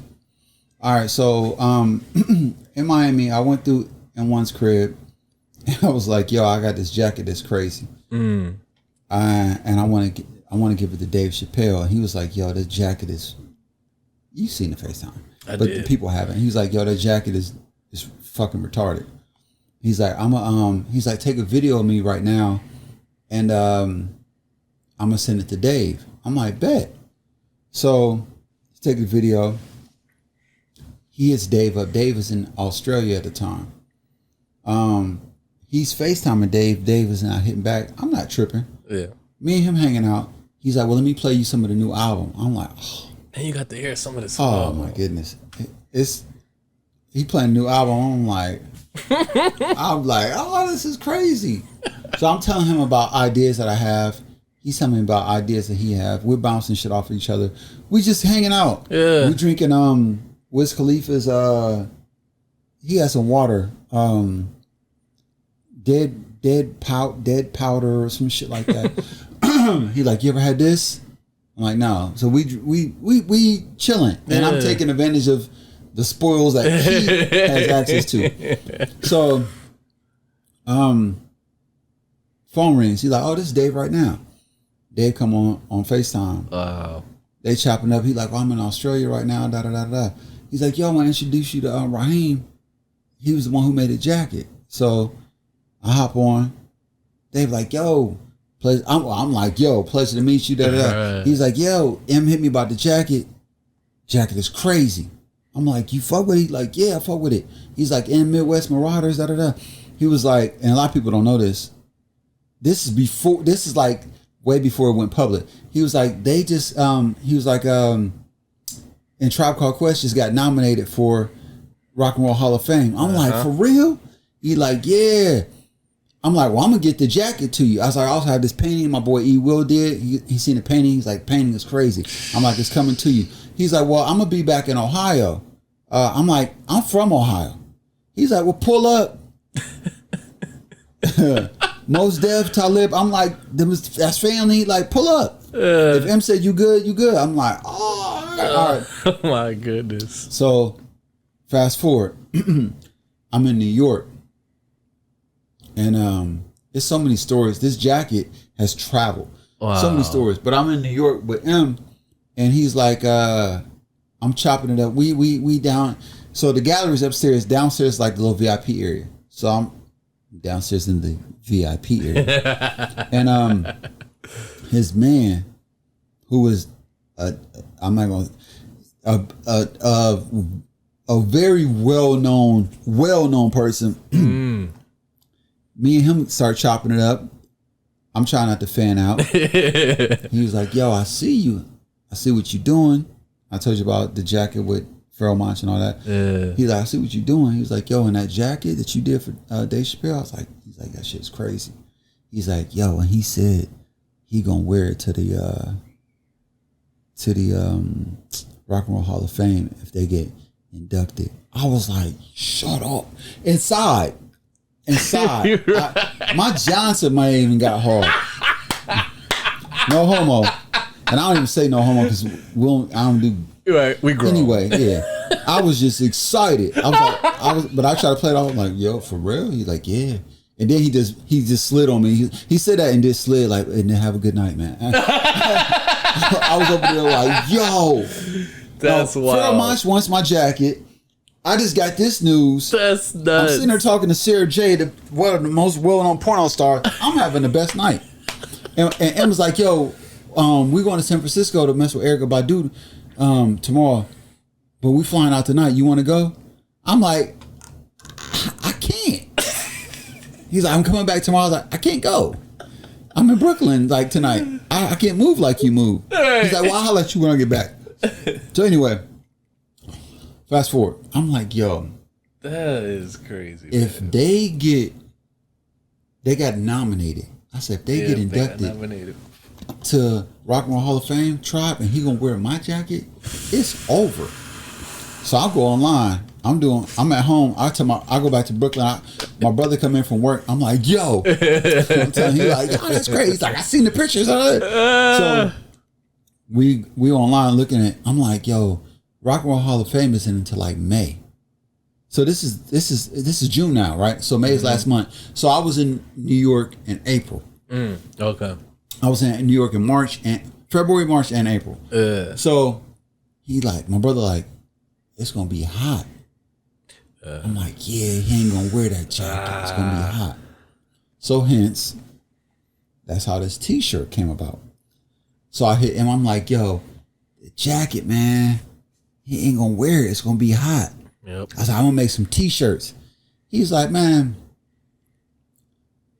I'll call Kamal right now. Q-tip. He calls him Kamal. Yeah, he's in that circle. He's like, man, I'll call Kamal right now and see where they rock your shit. I'm like, word? Yeah. Man, please. So anyway, I'm like, yo, I'll make 24 of the shirts. I'm gonna send all of them to you. Just get the whole batch. Just get everybody to wear them. He's like, man, I got you. I'm like, bet. And then it comes up that they were nominated, but they were not inducted. Right, yeah. I remember. I was sick. Yeah, I remember Missy that. Elliott got it. Yeah. A couple of, I'm like, I was sick. Because I was through the roof after that. Like once. I was through the, once. The whole world see that. It's over. I was through the roof. Now, another story about the jacket. Yeah. M has the jacket. Well, Dave has the jacket now. But before he gave him the jacket, M did because the cannabis industry is huge right now. And a lot of these brothers who are conscious, socially aware, and all that stuff, who partake in cannabis, they're not just getting high. They're getting high with a purpose. Yeah. They know about what it cures, what ailments, so on and so forth. So that was another experience I had. I'm sitting around because I don't smoke weed. I used to many moons ago. Okay. But when I smoke weed, we want to play the game and go play ball and that type of shit. Yeah. I'm sitting around with dudes who smoking weed and who are knowledgeable of what it does. So now they're talking about different strands and how they can make money off of it. And I'm sitting there like, wow, thank God I went to a weed class. I went to a class, same joint that Redman went to. I went to outside of Orlando. So I got a certificate and all this other shit. Damn. So I was able to have a conversation because I was knowledgeable. Anyway, I'm listening to these well-known artists talk about how they're using this platform to make money because this is a $1 billion industry. Hence how I got into the other thing I was telling you about. Yeah. Gotcha. So anyway, I'm just like, oh, this is crazy. Da, da, da. So they're like, not only are we going to do this, but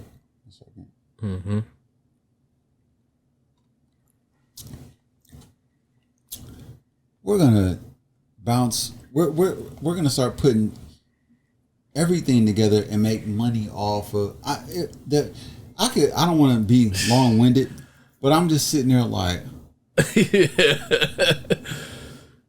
I'm in awe. Just the whole time, I'm like, can I go, please? Right. Like, my man just keep bringing me into conversations like, yo, but y'all know Rahim? Damn. Rahim do this. I'm like, yo. That led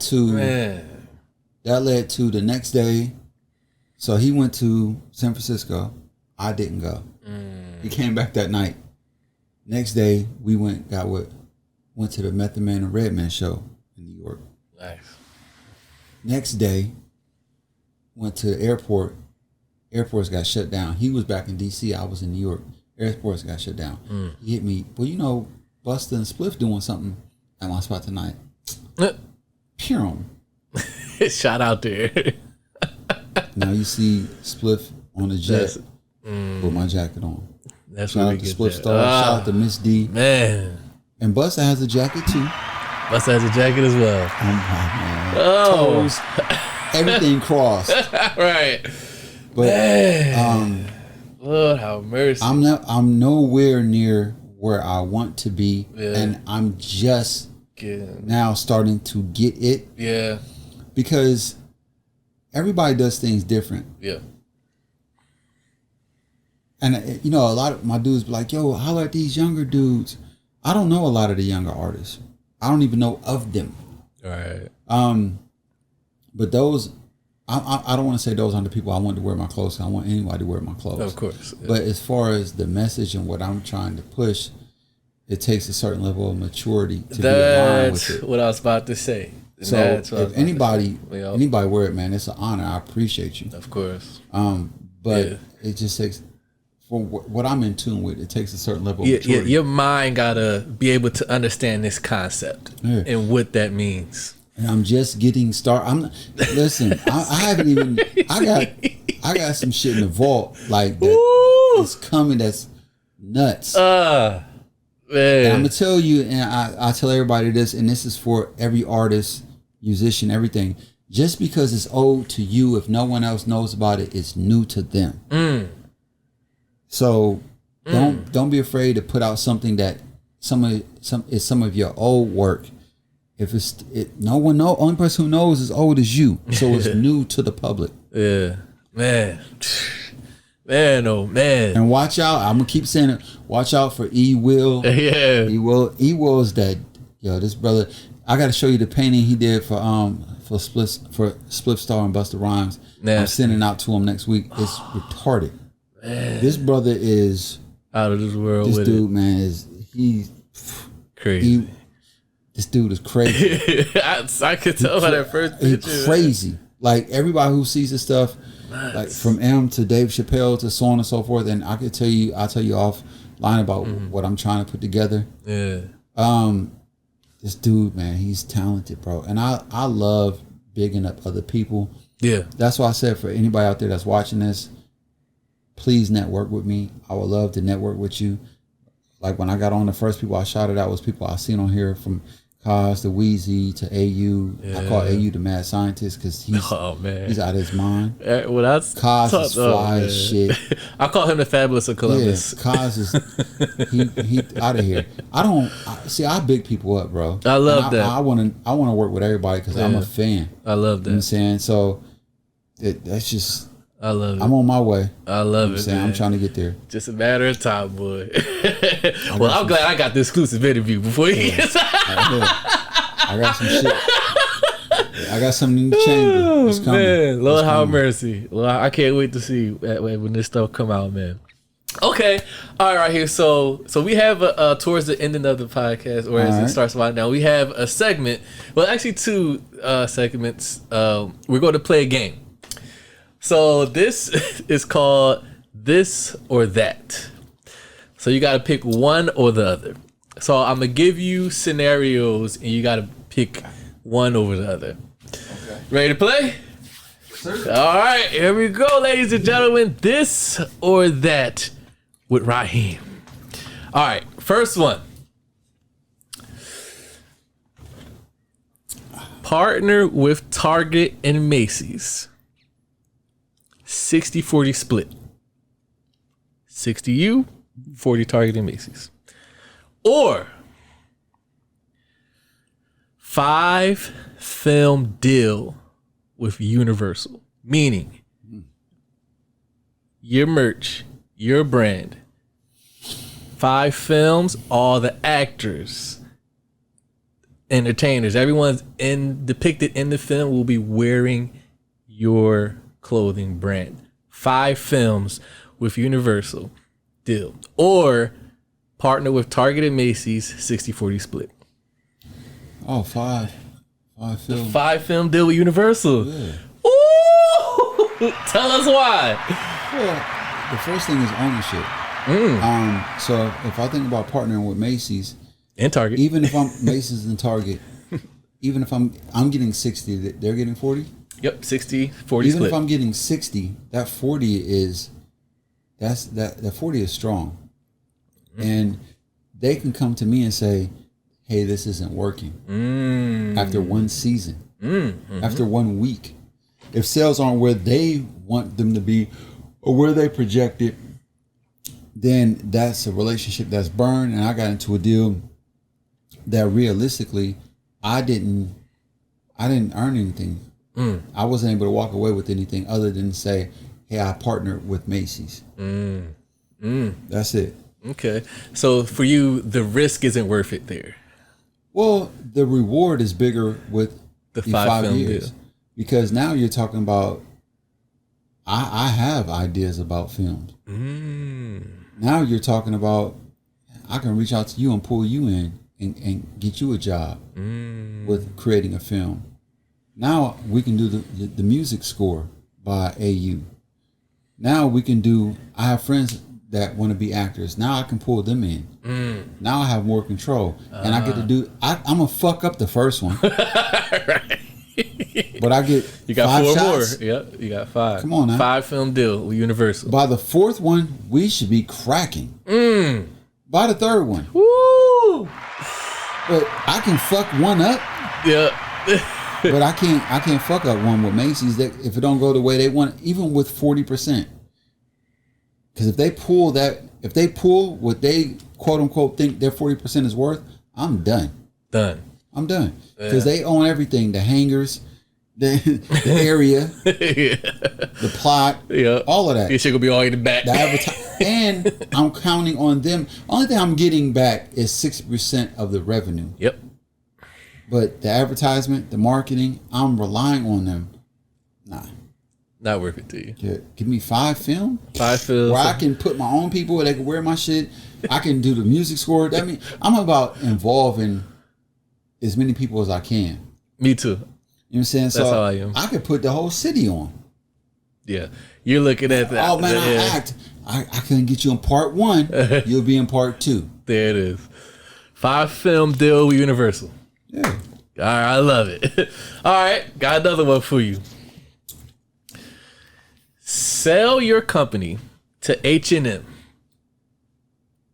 They're offering you $3.5 million. Sell your company to H&M for $3.5 million. Or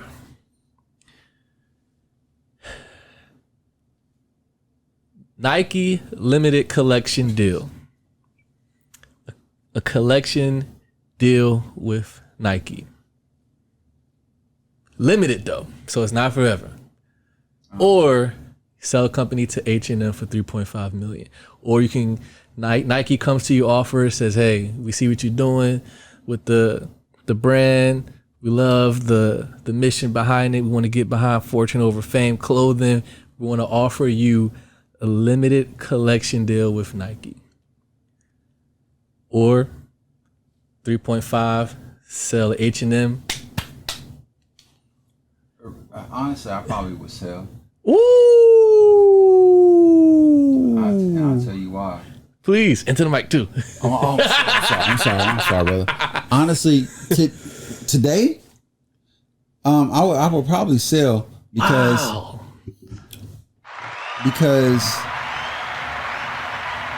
I could make another brand. I could create another brand, and I still have access to the people who helped me create it. Something strong is Fortune Over Fame, though. You can't create another one of those. Fortune Over Fame is still in. That's like. Yeah, I could. You think so? Yeah. Okay. Well, you know better than me. I don't know nothing about fashion. Well, it's not just the name. It's not just the. Because I think it's such a strong. It is. You would sell that. It is, but 3.5 mil. So let's say this. Go ahead.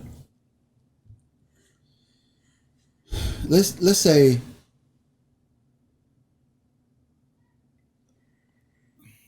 It's tough because it's a tough one. You have to do it before it gets into the wrong hands. And what I mean by that is, do you remember when T.I. or whoever in them tried to cancel Gucci? Oh yeah, when a race shit came out, the blackface. 2-part story. Yeah. 2 Chainz, right? We in the car. Where you want to eat, man? Red Lobster. We go to Red Lobster over here off of Hamilton. The one out east. I don't even know if it's still open. We're in there chopping it up. Me, him, his DJ that's from North Carolina. Couple cats. Yeah. Cool, brother. Cool. Yeah. I came in front. That's dope. Because he left a tip. Nice. Cool, brother. But I'm like, yo, man, you know that duffel bag shit. I said, you should holler at Louis Vuitton. He's like, man, you know, they got old money. They wouldn't fuck. He didn't understand. He's like, they wouldn't fuck with a nigga like me. But he didn't know, like I say all the time, you don't know what someone else sees in you. He know now, but he didn't know how successful he would be. He didn't know what his brand would be. I'm not going to sit here and say that I knew, but I knew he had something. Yeah. And I know the only thing they can tell you is yes or no. But have you tried to have a conversation? Nah. At least take so shut the fuck up. Right. So I'm like, bro, you could have your own duffel bag. You got duffel bag boys. This one duffel bag boys. He's like, man, them people, they ain't gonna. I'm like, all right. He shut me down. I'm like, all right. Anyway, fast forward. Yep. He partnering with all type of motherfuckers. Exactly. So you would sell. Wow, 3.5 mil to H&M. Because the second part, if you remember when T.I. tried to Gucci came out with a face mask or something, or they had kids. It was something that was. It was weird. He was like, man, black people should fuck with it. Da da da. I say it depends on where I'm at, because if I was there, if Fortune or Fame was at the Gucci level, I wouldn't sell. Because interesting. The people behind your brand, depending on what level your brand is at, and when I say your brand, it doesn't have to be fashion. Whatever your brand, your brand, wherever your brand is, the people who support it can also be the people that crumble it. It just so happens Gucci is an international brand. Yeah. T.I., shut up. I see where you're going. Shut up. Yeah, I see where you're going. A lot of us is like, yeah, we with you. Right. But it wasn't enough to make a dent into the sales of Gucci. Yeah. So depending where Fortune or where Fame is at, 3.5, man, run that. I can recreate. Hey, call everybody that been fucking with me. We ain't buying that no more. Now it's called Fortune is Fame. Yeah. Quick little tweet.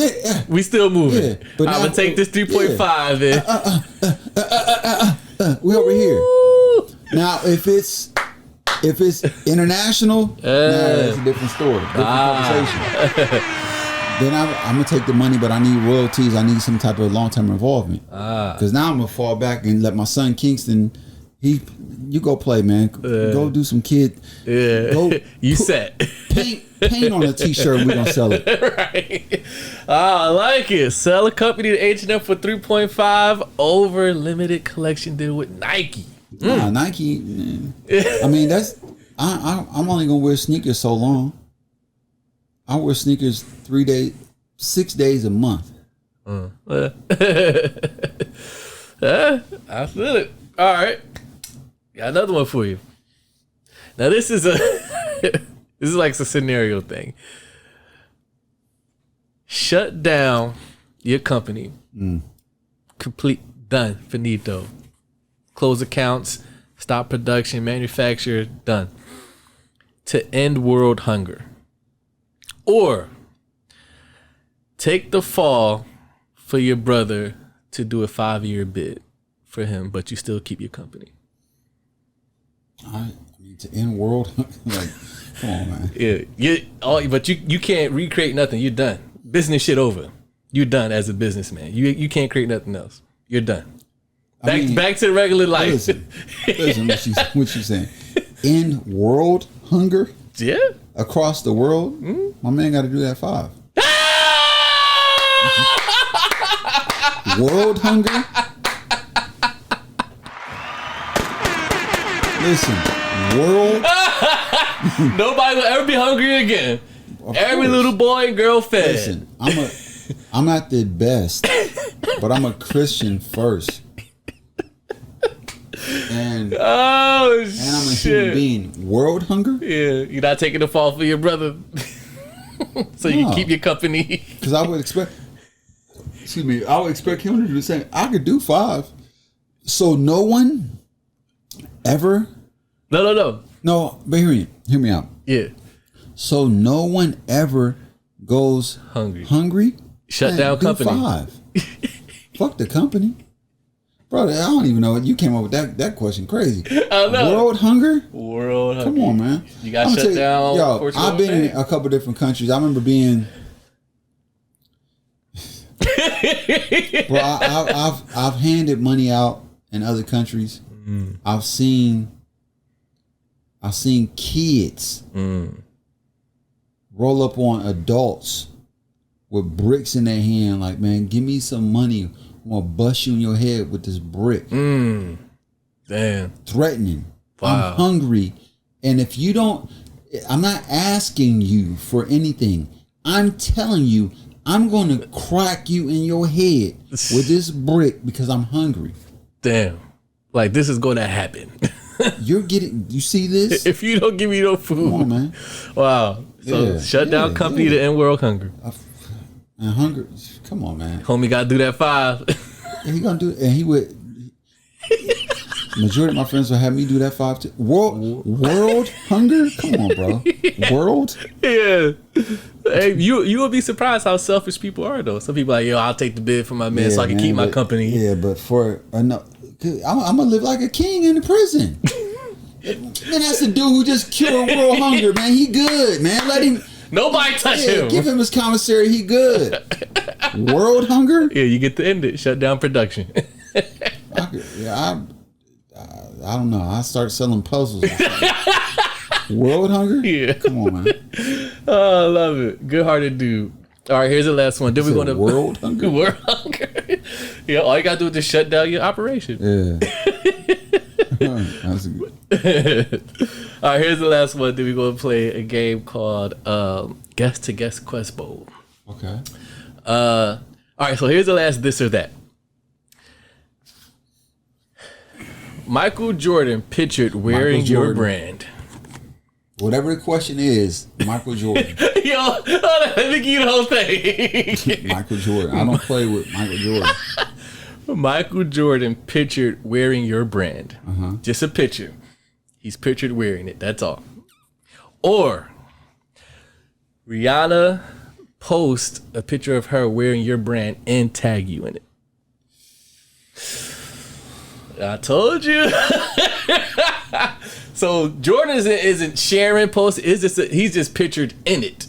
But Rihanna is putting your stuff. I told you. See how quick you was like Jordan. That's why I be telling people, listen to the whole thing. Yeah. Michael Jordan pictured wearing the brand, or Rihanna pictured walking, posting all that. It's a non-relevant question, but it's a great question. This will help you answer it.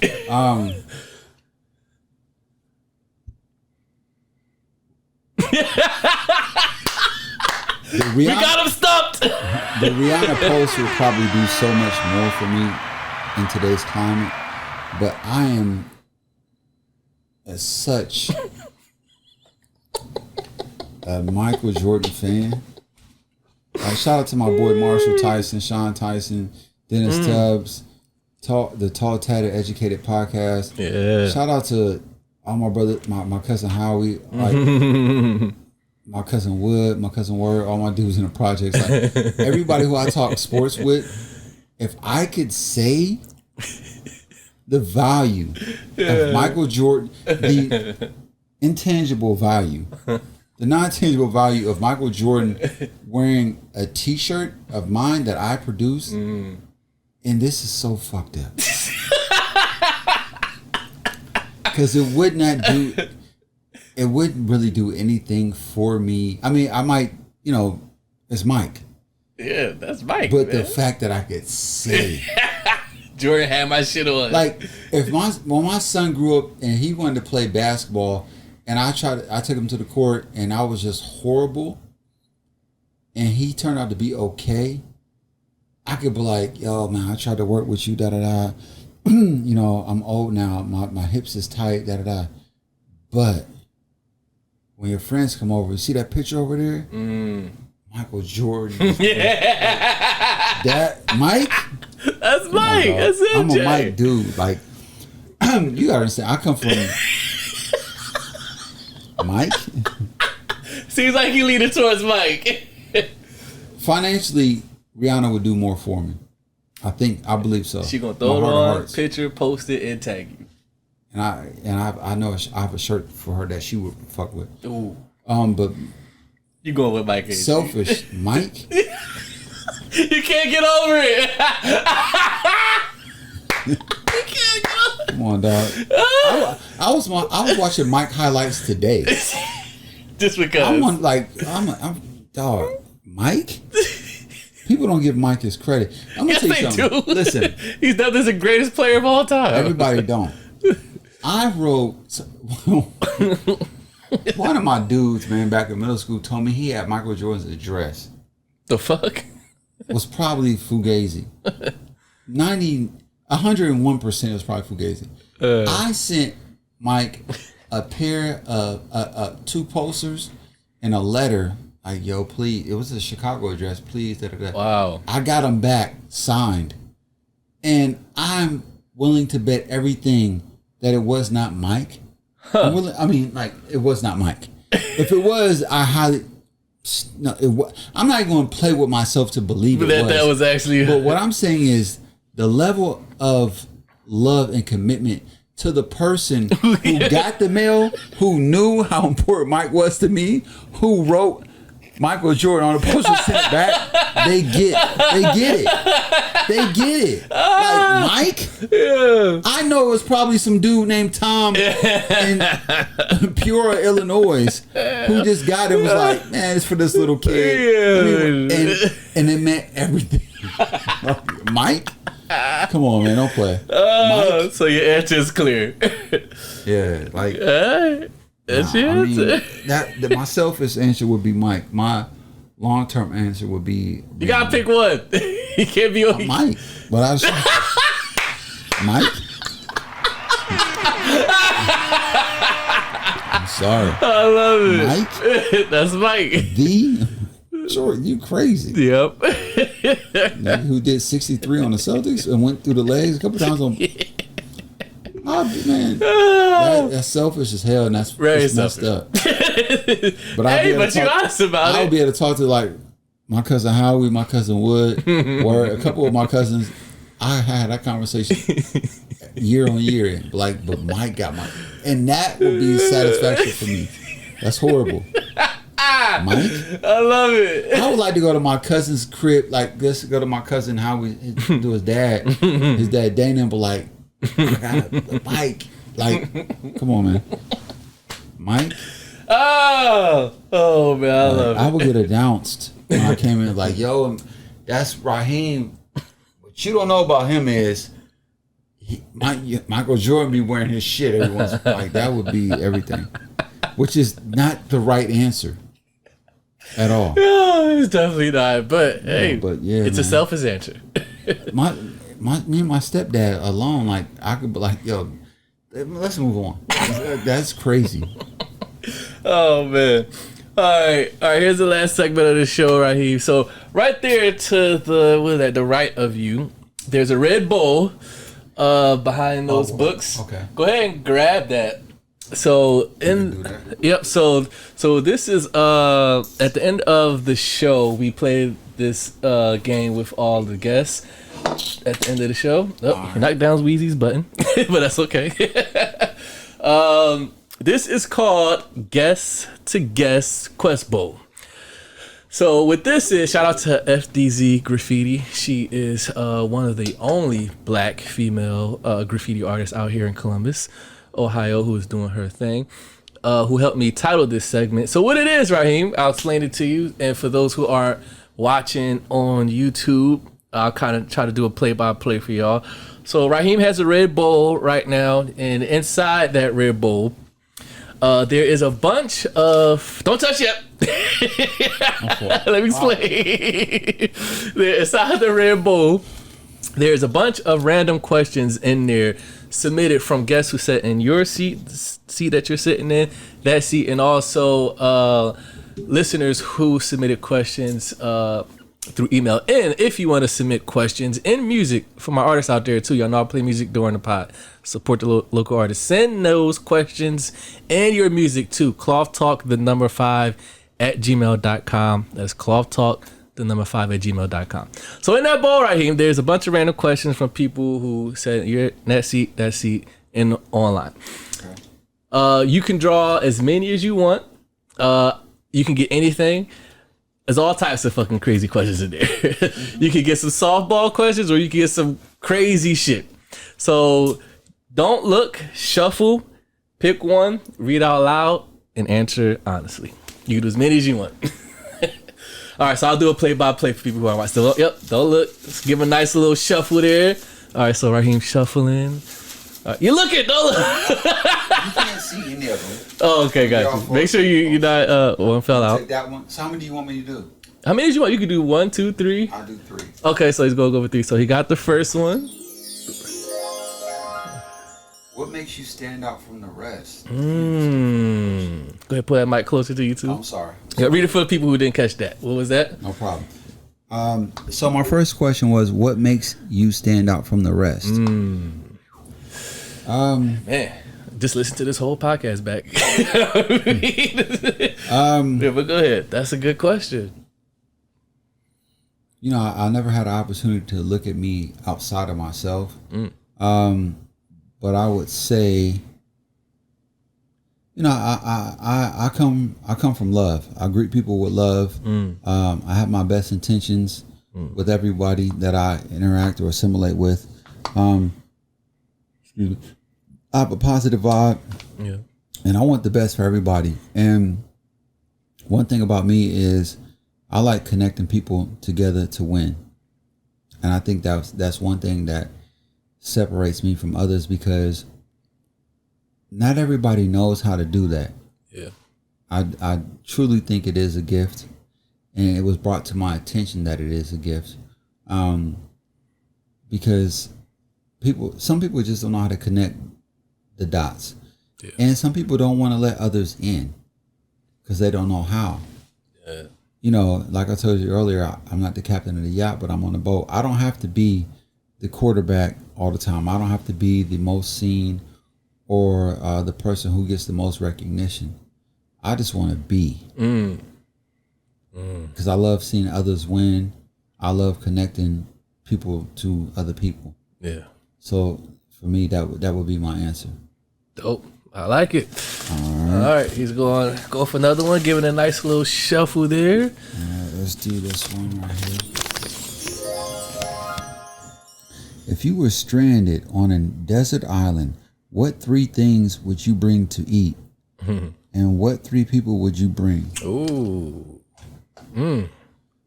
3 things I would bring to eat. First would be my grandmother's curry chicken, rice, and peas. Woo! The second would be potatoes. Because I was raised on potatoes. And potatoes, you can make French fries, potato salad, mashed potatoes, baked potatoes. I come from a place where y'all hungry, there's some potatoes in there. I love French fries. That's one of my favorite foods. Okay. The third would be fruit. Oh. I'm big on fruit. You know, as some of you do know, I am Jamaican, and you know, I have a Jamaican household. Fruit will get you through. Fruit will provide a lot of nutrients that you need. The sugar, everything. I'm not going to limit it to a certain fruit, but I would say fruit. The second part is, what 3 people would you bring? It's tough because you have to think about it. Do I want to put people trapped on an island with me? That's a good thing to consider. Yeah. But I would bring my if I had to, I'll bring my son, my fiance, and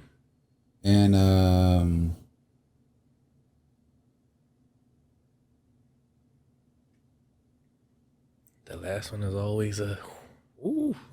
You know, most people will say, like, my mother's still living. People will say my mother or something like that, but sibling or something. Yeah, nah. I would bring I'll bring my son, my fiance, and God. Yeah. Oh man, woo! Look at that. Respect that answer. All right, you want to go for one more? Third one. Nice. Yeah, we can leave those to the side. All right, you're going to go for one more. This joint right here. Got one. Ooh. Oh. Are you ready to accomplish your dreams? Damn. Set this down here. Yeah, go ahead. Set that down. I'm going to set that down there. I didn't say it into the mic. Are you ready to accomplish your dreams? That whoever wrote that is a very strong question. Very much so.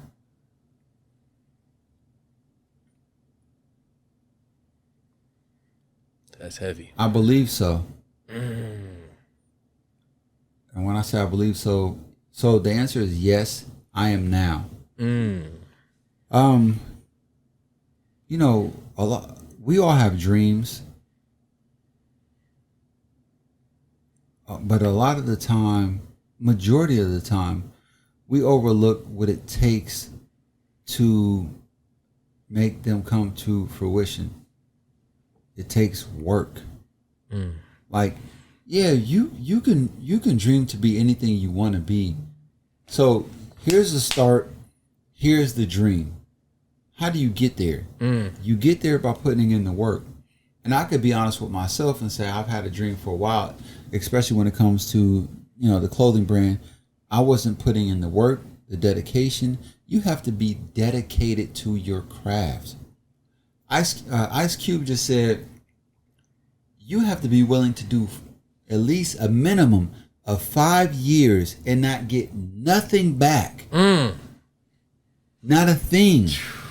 Can you dedicate 5 years of your life to something and not get anything in return before you start receiving any type of return on your investment? I can agree. A lot of people would say, fuck no. Yeah.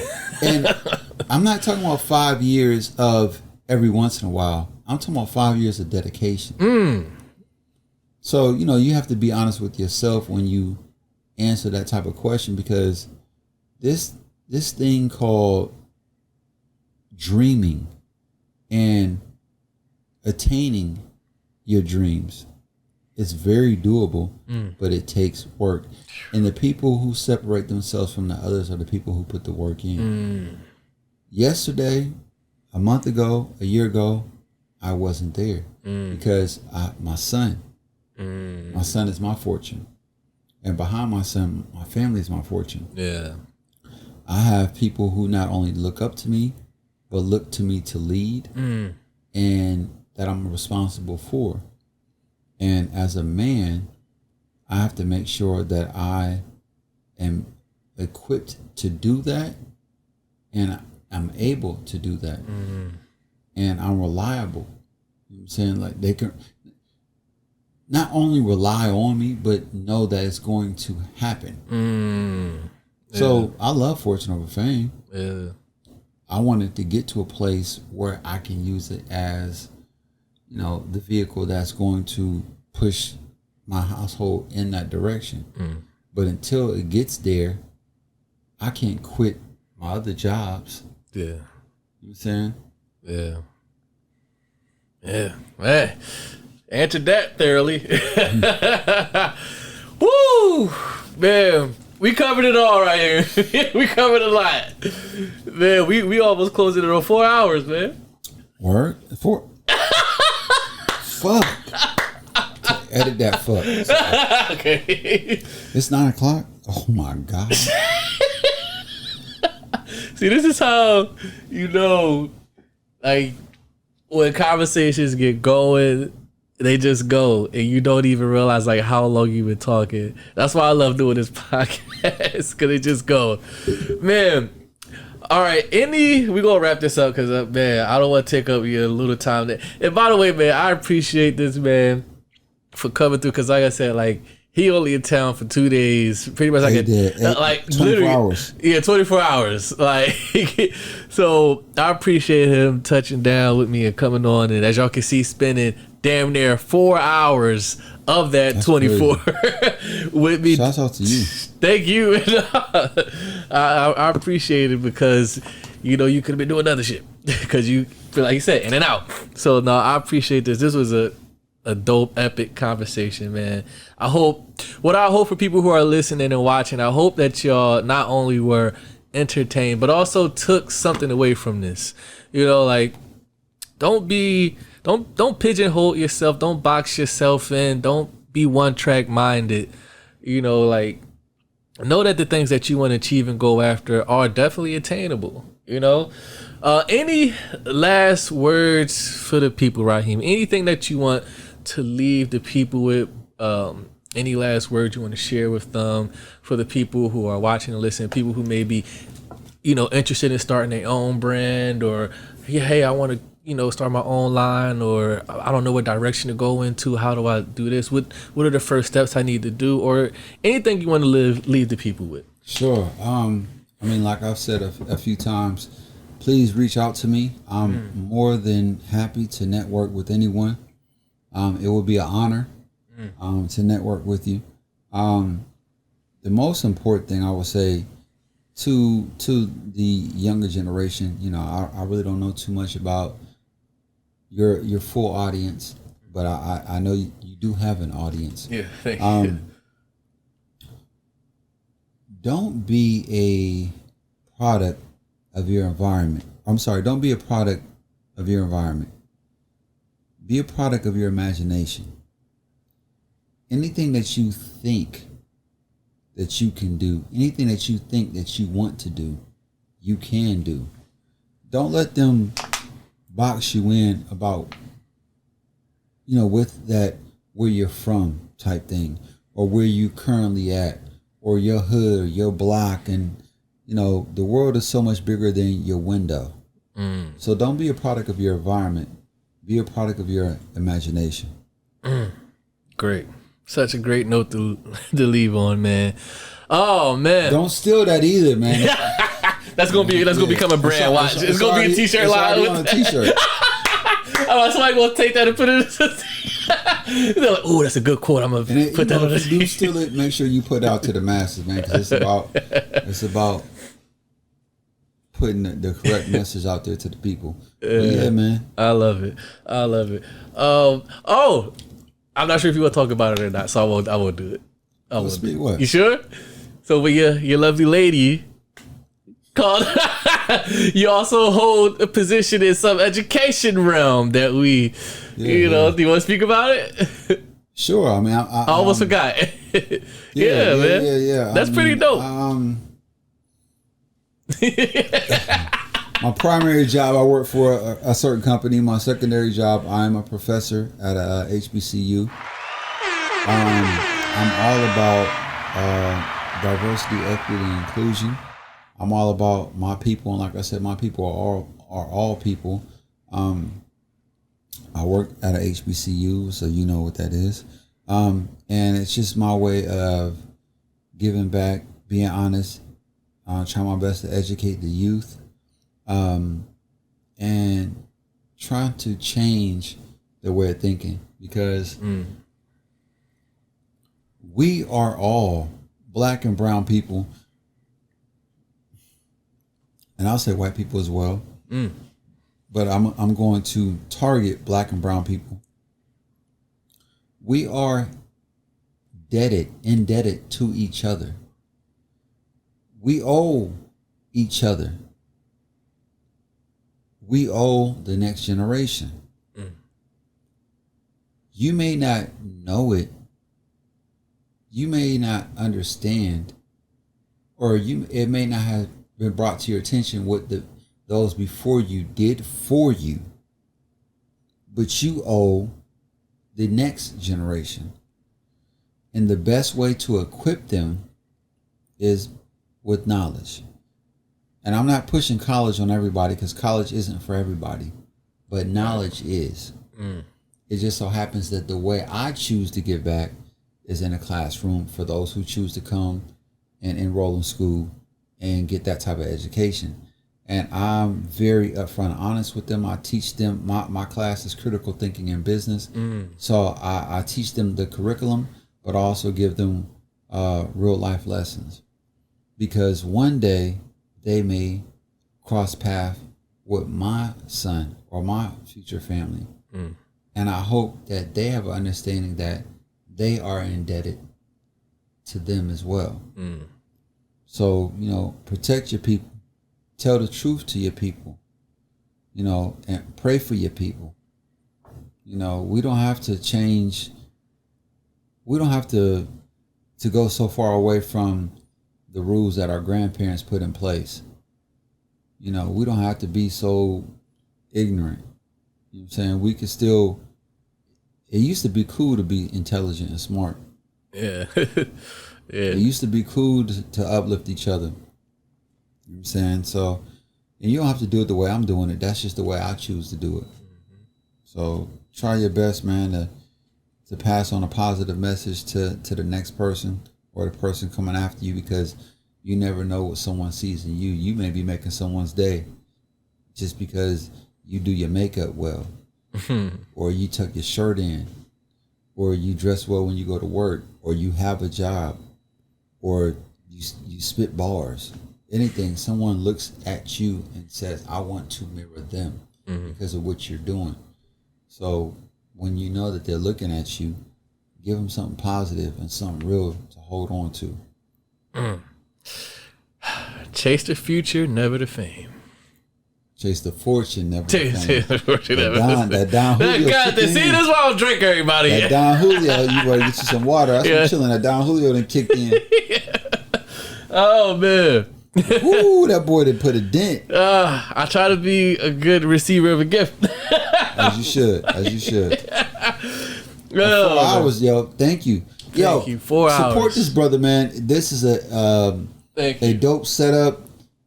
The ambiance is amazing. The environment is super cool. Let's support this brother, man. Let's uplift this brother. Let's continue to come through here and share stories with this brother. And let's make sure that he is the hottest thing in the city. Hey, You know man. Woo. You know they're not going to like that because I'm not from here. Like, fuck that Philly motherfucker. Yeah, but you supporting here. Yeah. You support here. And for those, and I'm going to stop talking, but for those who may not like it because you're not from here, yo, do the knowledge. The only don't think about that means that's going to broaden your footprint because now you also have access to where he's from. Come on, man. Do the knowledge. Yeah, I love it. Peace to my brother Freedom who just came home. Hey. If you see it, Freedom, I love you. Dope. Yeah. Man. If y'all can't get behind this, what just happened in this 4 hours. I know the chop up, the edit gonna be crazy. Woo, so much. Chop this up. Yeah. Yo, don't come on here trying to call people either. Don't come on here trying to FaceTime celebrities like I did it, man. Like, oh, I could do that too. I could pull out the phone. I got contacts. We could play. We could play. You go contact for contact. Yeah, but don't do that, man. Be original, man. Be yourself. Don't come up here trying to show me out, man. Cause that's what's gonna happen. Like, oh, okay, you want to pull out? I'm gonna call okay. Trippy Red. Like, fuck out of here. Like, come on, man. That was just off the cuff. Right. That's never happened. That was dope, man.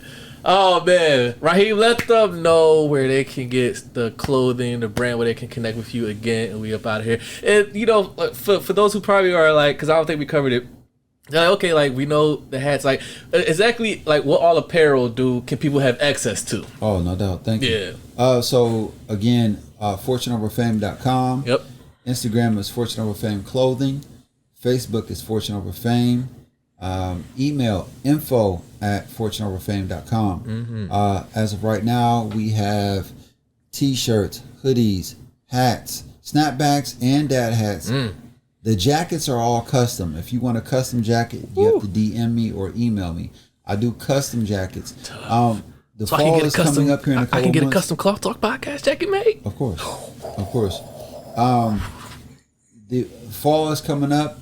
I know, when Spliff Star posted the Generational Wealth jacket, it went crazy.